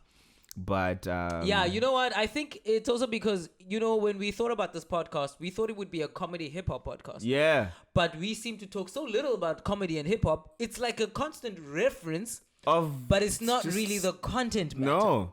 So all of this stuff is all literally off the cuff. So yeah, you are getting what we thought on this particular day when this fucking podcast was recorded. Yeah. We tried to not script it, but to have ideas that we think about before time. And it didn't happen. But we can't keep the script. No, because we talk. You are basically getting what we would be talking about if there wasn't the camera and no mics. This is basically the conversation that would be happening. What can you see the time there? Because I like doing this thing. Because especially for Thomas. We've got a whole 5 minutes left. Thomas, this part of the segment is for you. Where we are painfully looking at the time of the podcast, and you can see that we are it would being so much more complicated if I had to bring Thomas every time. So now I'm looking at the time, Thomas, because I know you think that it makes us we are painfully recognizing that we become insanely distracted because of the time. We have 5 minutes. Yeah, but that's what I said, nigga. Kanti, you doing all this to go look at it? I told you, man. I got better eyes. Now I'm looking at it. I've been eating carrots. I'm looking at it. I'm looking at it like purposely because it's in 5 minutes. Time for a 5 minute set. Obakeng, do you want to just tell us a couple jokes quickly? No, because I have no jokes. No fucking no. I thought he was actually gonna do it. No, I am working on a joke though. I'm working on a joke. Come on, try us. Try No, us. man, I'm not gonna Try us. You know me, I've got a good sense of humor, man. I'm not gonna work on this joke as a joke, like as a set. I'm working on it. The joke is actually very fucking funny, but it's not gonna be funny if I tell it to you. But it's just like about how, you know, I grew up with sisters. Most of the time I was growing up around girls and everything. And then, you know, like Amachita when you're about to go and fight and stuff. Right? Hold up. Obakeng just asked me, do I know about Amajita when you're about to go and fight? So I have a choice now. Do I emasculate myself and be like, yeah, it's Amajita when we're about to go fuck niggas up? Honestly, I have no fucking idea what this nigga's talking about. Okay. When we're just gonna go and fight, we don't even have a reason. Yo, here's what I'm saying. The mannerisms of getting into a fight is, you're something unclear. You're for suck. You know what I mean? That shit. Why? Like, because that's what happens in a fight, nigga. Just work with me here. I'm trying to tell you the fucking premise of the goddamn joke. So a fight is happening. So a fight is about to happen, and you have to put on the tough guy fucking act or whatever the fuck it is. Or the dumb guy, as I like to call it. Whatever the fuck it is. But now you know when girls fight. I thought it was guys fighting. Nigga, listen. Jesus. This thing is gonna cut us off before I even get to the fucking premise of the joke. So, you know when girls are about to fight, girls are different. Girls that have many words. And you know, like back in the day, they have this thing where like they slap the thigh. Hey, when ufikile go stop station. Hi. Don't. Kogi pogat. I don't know what this is.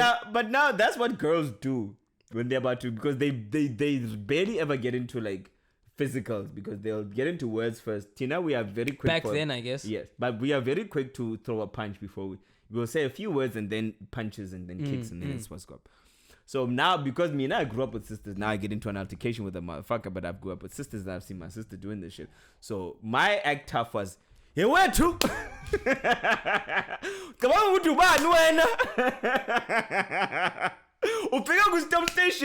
know what I mean? That kind of, but I said in Swan and everything. And let me tell you, guys won't fight you because nobody wants to fight a gay guy. Yeah. They'll laugh. I acted super gay. I mean, at the time I was like, fuck, I don't know, man. I was like 10, 11 years old or whatever the fuck. And my sisters were my heroes at the time. You know? So yes, I'm pouring wine on live on camera. So, refill? December, boss. Yeah, I just give you refill. We just finished 2 bottles of wine during this podcast, by the way. We're not sponsored by Woolworths. I think that's technically binge drinking. It is. But we are in the December fraternity, and we are telling you to enjoy your goddamn self because you've enjoyed a very hard year. But that doesn't mean you should drink. No, you shouldn't drink. You shouldn't abuse drinking. I'm an advocate for drinking because I love alcohol. But I'm not an advocate for abuse of alcohol. Why do you love alcohol? Because it's nice, and it makes me feel a certain. And I just enjoy the taste. I enjoy the feeling. I don't enjoy the abuse because I fucked it up a few times. But I enjoy the feeling. I really do. The same way you enjoy your recreational things. You know what I'm saying? I enjoy alcohol. Push-ups, yes. Lungs, which enjoy a lot of lungs. Because when I'm doing it quickly.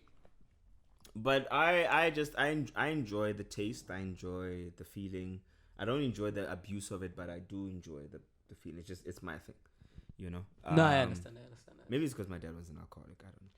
I wanted to talk about that, but I wasn't sure whether we could talk about that on the podcast or we should talk about that online. But I actually wanted to talk to you about that. What? About drinking. Yeah, we can. I don't even want to talk about it now because we're actually supposed to like shut this one down. But I mean, we can totally cut it off. But like, you finished a whole bottle when you were at my place. Whole bottle of what? Of gin. Gin. That's because you weren't having it with me, my nigga. But I thought you'd slow the fuck down, nigga. Damn. Doesn't mean you should finish it without me. I bought the goddamn bottle for both of us and you weren't engaged. So what the fuck else was I supposed to do? But that doesn't mean you finish it without me. Also, I didn't finish it the day. I finished it the next day. I was so surprised because I was like, yeah, okay, now he's going to be chill this morning. This nigga woke up like... Because I love my drink. Like, look, this is not supposed to tell y'all that I'm an alcoholic. I'm not. But I enjoy, I enjoy alcohol. I enjoy wine. I enjoy gin. I enjoy whiskey. I just enjoy Do you not alcohol. hear your dad saying that, though? No, but the thing is, I don't act out like my dad did. So this is why I think my dad was more personal issues than it was about the alcohol. He acted out his personal issues and blamed the alcohol. I don't act out shit. Do I act differently? Do I treat you differently? Do I say some fucked up shit because I'm drunk? All I did was sleep on your fucking couch. Nah, you didn't say fucked up. You know what I'm saying? All I did was sleep. I was worried, man, because I was like, how am I gonna? All I did was sleep. Because one, I felt uncomfortable because I didn't want to get drunk, and then I was like, oh, Obakeng, is he gonna feel like I'm beefing or something? Nigga, no, it was not even that. It's just like I was like, and I was also glad that on Saturday when you said let's go get another bottle, I was so hesitant to resist because I was like, I said that this must be the final line. Obakeng is just gonna walk out. And be like, shit, this thing has stopped recording. Nah, it's alright. It's alright. This is us. Okay, cool. And I was like, I'm so scared. Nobana Uzoti. Fuck is up with this nigga, man? The patele. I brought a whole bottle. You don't want to drink, and now I'm saying let's go buy another bottle. You don't want to drink. No, it wasn't about that. It wasn't. But at that time, now I felt like, dude, let's just sit sober because I feel like of everything you told me drunk, I think that we should sit sober. No, look. Oh, okay. The only reason why I said that when I did is because I just thought like, man, we're just chilling, and there's. I think maybe it's also like a default setting on. We here. Maybe we should just like chill and have I wasn't even putting much thought to it. I was just thinking, are we chilling? Maybe we should just like have a drink. Also, I'm just thinking, maybe you feeling some type of way or something. Oh, we don't have anything to drink or whatever the case may be. No, there was booze. There's always booze in that cupboard. Well, I don't know. But also, it's like this shit is not in control of me. You know what I mean? I just enjoy, and trust me, like no, like you didn't misbehave, bro. Yeah. You didn't act inappropriately. You didn't act inappropriately towards my dog or myself or my woman. You were still yourself, except for the times when you were passed out. You were yourself. I was sleeping. But I just felt like, I hope that this doesn't. He doesn't act like, I can't hang with this guy because this guy doesn't drink. And it's not like I don't drink. I do drink, but I felt like I was actually concerned because I felt like you first I didn't drink because I was like, I don't feel like drinking. I'm not a big drinker. I drink, but I'm not like a huge drinker. Yeah. I'm sure you've noticed that about me right now. And that's fine. And that's because I like to do those push-ups. Exactly. Those the push-ups, yeah. Yeah, and so I was like, I don't do the push-ups. With all those push-ups, that's my vice. I don't do the push-ups. I do my wines. Yeah. And I'm like, I don't want to be doing all these push-ups and all this drinking at the same time. And so, you can just do you, I'll do me, we all good. But then at a certain point, I felt like I don't want to seem like I don't want to seem like I invite you over and I offer you alcohol, but I don't drink the alcohol that you buy. No, I wasn't even. And when I said that, it was just an option. Like, should we? And when you said nah, we cool. That was it. Like I didn't think over and above that. Like, okay, sharp. Nah, this nigga. No. Because the thing is, you're not my boy because we drink together. You're my boy because you're my boy. That's also true. And we actually never drink together. Like, really. You know what I mean? We actually never drink together. And when we're chilling and we're talking, we're doing this. Now we're recording it as a fucking podcast. Just that I enjoy my wine. I enjoy my gin. And I don't have it all the fucking time. Now I enjoyed it today. You know what I mean? I don't have it all the fucking time. But when I do, it's just like, I enjoy it. I'm glad for that because I want you to come over to my place and I want you to bring a bottle of gin if you want to. And I like coming through to your spot. I want you to get absolutely wasted and pass out on the balcony. Why do you think I got like I wasn't a safe space, man? Yeah, I knew when I was at your house, it's a safe space, I could fucking get drunk and look, I knew that there's a possibility that I'm gonna go fucking crash at Kwanda's house today. Yeah, I knew that. Yeah. So when you say, yo, my man, okay, Sharp, you're up now, your bed is ready, whatever, go sleep. I was like, I didn't even put up a fight. I was like, all right, cool, thank you for that. And I went and fucking slept. You know but one thing I do love about you is that you're not one of those drinkers that just sits there and then we don't even know when they passed out. We know you've passed out when we don't hear you talking anymore. Oh, because I'm a talker. Because you are just chatting away the whole time. That's my shit. I'm watching a football game. I don't know what Tandy was doing. I think she was actually engaging you, but I was concentrating on the football. I can't remember when Tandy. I don't even remember Tandy. Obakeng, you ask a question. Obakeng. Gone. I was sleeping, man. I was having fun. But it was good to have. This is by the way the time when we were supposed to record the actual episode 4. This would have been episode 5. We were supposed to record this episode. This was supposed to be episode 5, and now this is episode 4 because of that was supposed to be episode 5. But anyway, man, I think we've said a lot on this podcast. We've gone deep, we've gone mellow, we've gone everything, and it's time for us to just like shut it down and happy 2020 to everybody. Yeah, see you guys. See you guys in 2021, the year of I don't know. I think like the pandemic now is probably going to be like through sunlight. You know, if you get sunlight on your skin, you die. Yeah. I think that's the next level. My thing is get herd immunity, which means go see as many people as you can. Yeah. He's lying. He's lying. Practice social distancing. Stay at home so that we can manage the second wave. Yeah, do whatever it is you need to do. Our health systems stay intact by the time we get to February. But also, don't stop living. Do not stop living. Do not stop engaging your people. Do not stop having fun. Do not stop having experiences that make life worth living. Okay, but remember that people are dying from this disease. Not as much as they did in March or July. I mean, are you saying, Obakeng, that everybody with a comorbidity or everyone that's too old must just die off? I'm saying Merry Christmas and Happy New Year. That's what he said, y'all. That's what he said, y'all. So I think if you have a comorbidity or you're over the age of 60, Merry Christmas. You know what to do with this podcast. Merry Christmas. Happy New Year. But you know, write a personal message to Obakeng himself personally. If you are offended. Hey, now with your grey hair, COVID in you are welcome to unsubscribe. If you think so. Don't unsubscribe because we need the numbers. I want a plaque.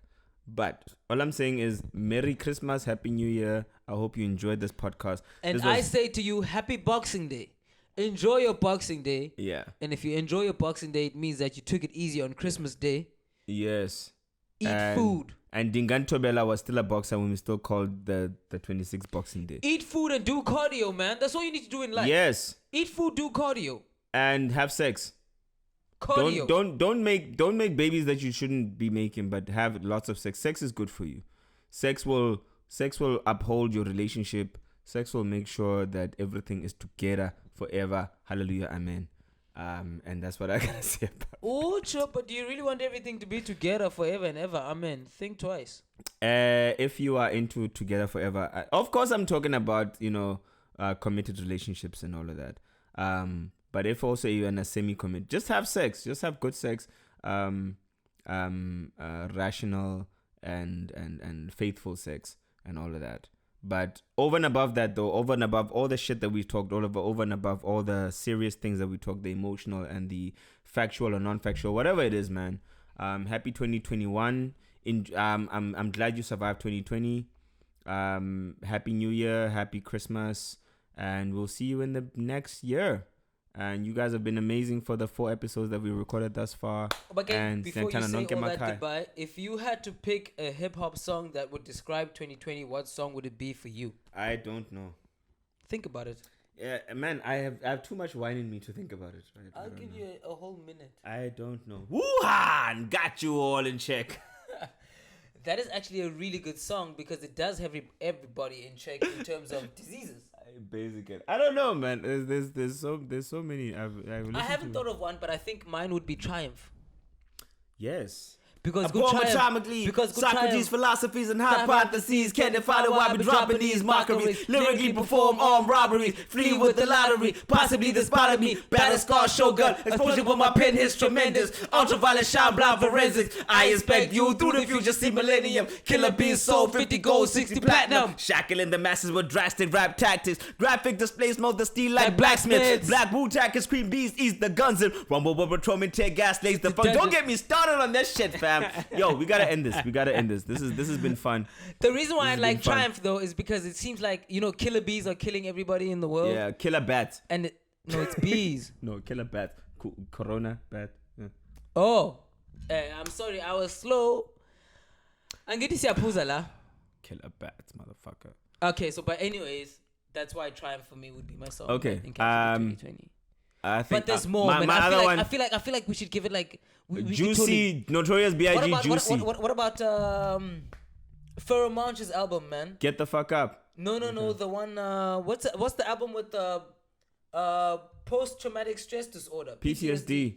There must be a song on there that could describe Broken 2020. Again, because that's my song, but it's sad. It's too sad. But it's too sad. Wasn't there like a heavy song with Royce the 5'9"? There was a no. That's Royce is not even on that album. That's like on another joint. That's on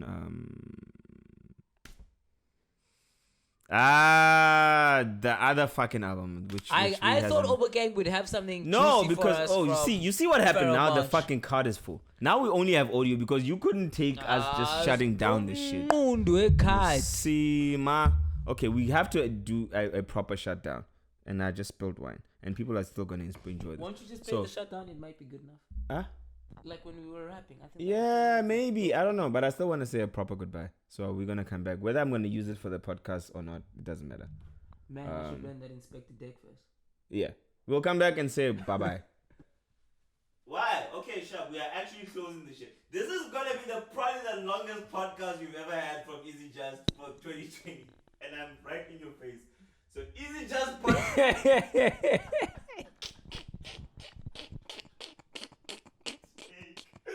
Whatever the fuck it is. Where's Andy? Where's the podcast? I don't know. And that's basketball. What is the screen? Okay. I want to give big up to the peeps that I know are big fans of our podcast to date. Waratwa. Waratwa all the way out in Saudi Arabia. Man. I've been watching your makeup tutorials, and you know what? I'm a man, but I might just start taking up makeup because you do it so good. Easy. Waratwa, amazing. Timothy Apples. See you. We see you. Queen Wordsmith, I know you're mad at me right now for reasons that I will not divulge, but we see you. Queen, Melissa Joy Olsen. Queen we see you. Wordsmith. Queen Wordsmith, yeah. And Melissa, we see you, Mel. We see you, Mel. Thomas, skinny white boy with a plan. We see you. Who else? There's a new subscriber, man. That fuck, I forgot. Wait, I might just. When you go on YouTube and you click on subscribers, can you get a list of everybody? Yeah, because I clicked and I didn't get a list of everybody. You're not on the thing. I wanted to send them a specific message to say thank you. You're not on the thing because I'm on the thing because I created the fucking account. Yes, amatswana. Uyawulila. You know that song? Matswele. I don't know. Don't you know that? Okay, first of all, we need to establish what matswele is in your language and what it is in my language. Matswele is breast. You know what it is in my language? Amabel. It's onions. What? Matswele is onions. That's what I'm saying. Fucking kidding? That's what I'm saying. You're making people cry because you're onions. No, Matswele in my language is Amabel. Yes. Fuck, I can't. Man, I'm glad I learned that today. Yeah, wait. I'm gonna go. Before I tell somebody to bring me Amatswele. Dira Rose. There's a new comment. Shit, my phone literally just shut down. I'll charge it now. But anyway, Mz that I used to work with at ETV also became a new subscriber not too long ago. I see you, dude. He's been a big supporter of mine even when I was still at ETV doing things. Z, I see you, B. You're Wanda awesome, homie. at Western Cape Government with your fine ass. Mm-hmm. Thank you for subscribing. Slide in my DMs. Yeah, slide in his DM. Shout out to Anatinkai, who's also become a subscriber, and everybody. Man, shout out to so many, man. Shout out to so many peeps, man. Shout out to all the subscribers, though. Thank you for subscribing, and at your Christmas dinner, see if you can get your family to subscribe, yo. Yes, and also your friends and your ex-girlfriends, everybody that if you don't like this podcast at all, like you fucking hate us, right? If you hate us, shout out to Sane, and you want to send this podcast to the person that you hate the most, please share this link and send it to the peeps that you hate, so they can become our subscribers because you hate them. yeah, exactly. That's a really good plan. And send it to all of the people that you absolutely hate. Yes, please. All right? Please annoy them with this content. Please do that shit. And you know what? We will annoy them with more content. Yes. Yeah. So. But peace. We love y'all. Every one of y'all, every single. Can I ask subscriber. everybody that is out there that you don't think that just because for the past 10 years you've been driving drunk, that it's fine? It is not fine. If you're drunk, take a fucking Uber, man. How cheap are you? Take a Uber, take a Bolt. Don't drive drunk. Just leave your car there. Take your keys with you. Take a Uber, take a Bolt. Come on. Uber ukhona nase Monti ngoku, nase Bhayi. Nifuna kanti. You can drive drunk only if you're playing Grand Theft Auto and you're at home. Abanye abantu ke abazimamela la ndawo ithi Grand Theft Auto or because GTA. Abantu bangamazi GTA nje no. Yeah, and that's both. But babambi la ndawo kaloku bayivile you can drive drunk. No, if you are playing games. That's what I was saying. Kaloku bona bazothi playing games. I'm playing games. Aye, then your level of poverty is not my problem. Baby, you are playing games.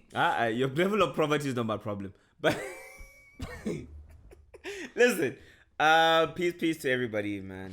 This has been a fun podcast. It's probably too long. Flag lady. It's probably long. It's probably longer than any fucking podcast we have done. I love each and every single one of you. Even the ones he can't name from the subscribers, he particularly loves. I think, in fact, he might love the ones he can't name even more. Yes. Yeah. And you can't name any one of them.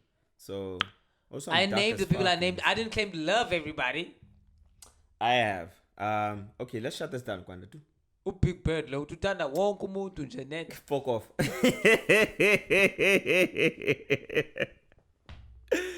As we usually do, and this is the last one that you'll get for 2020.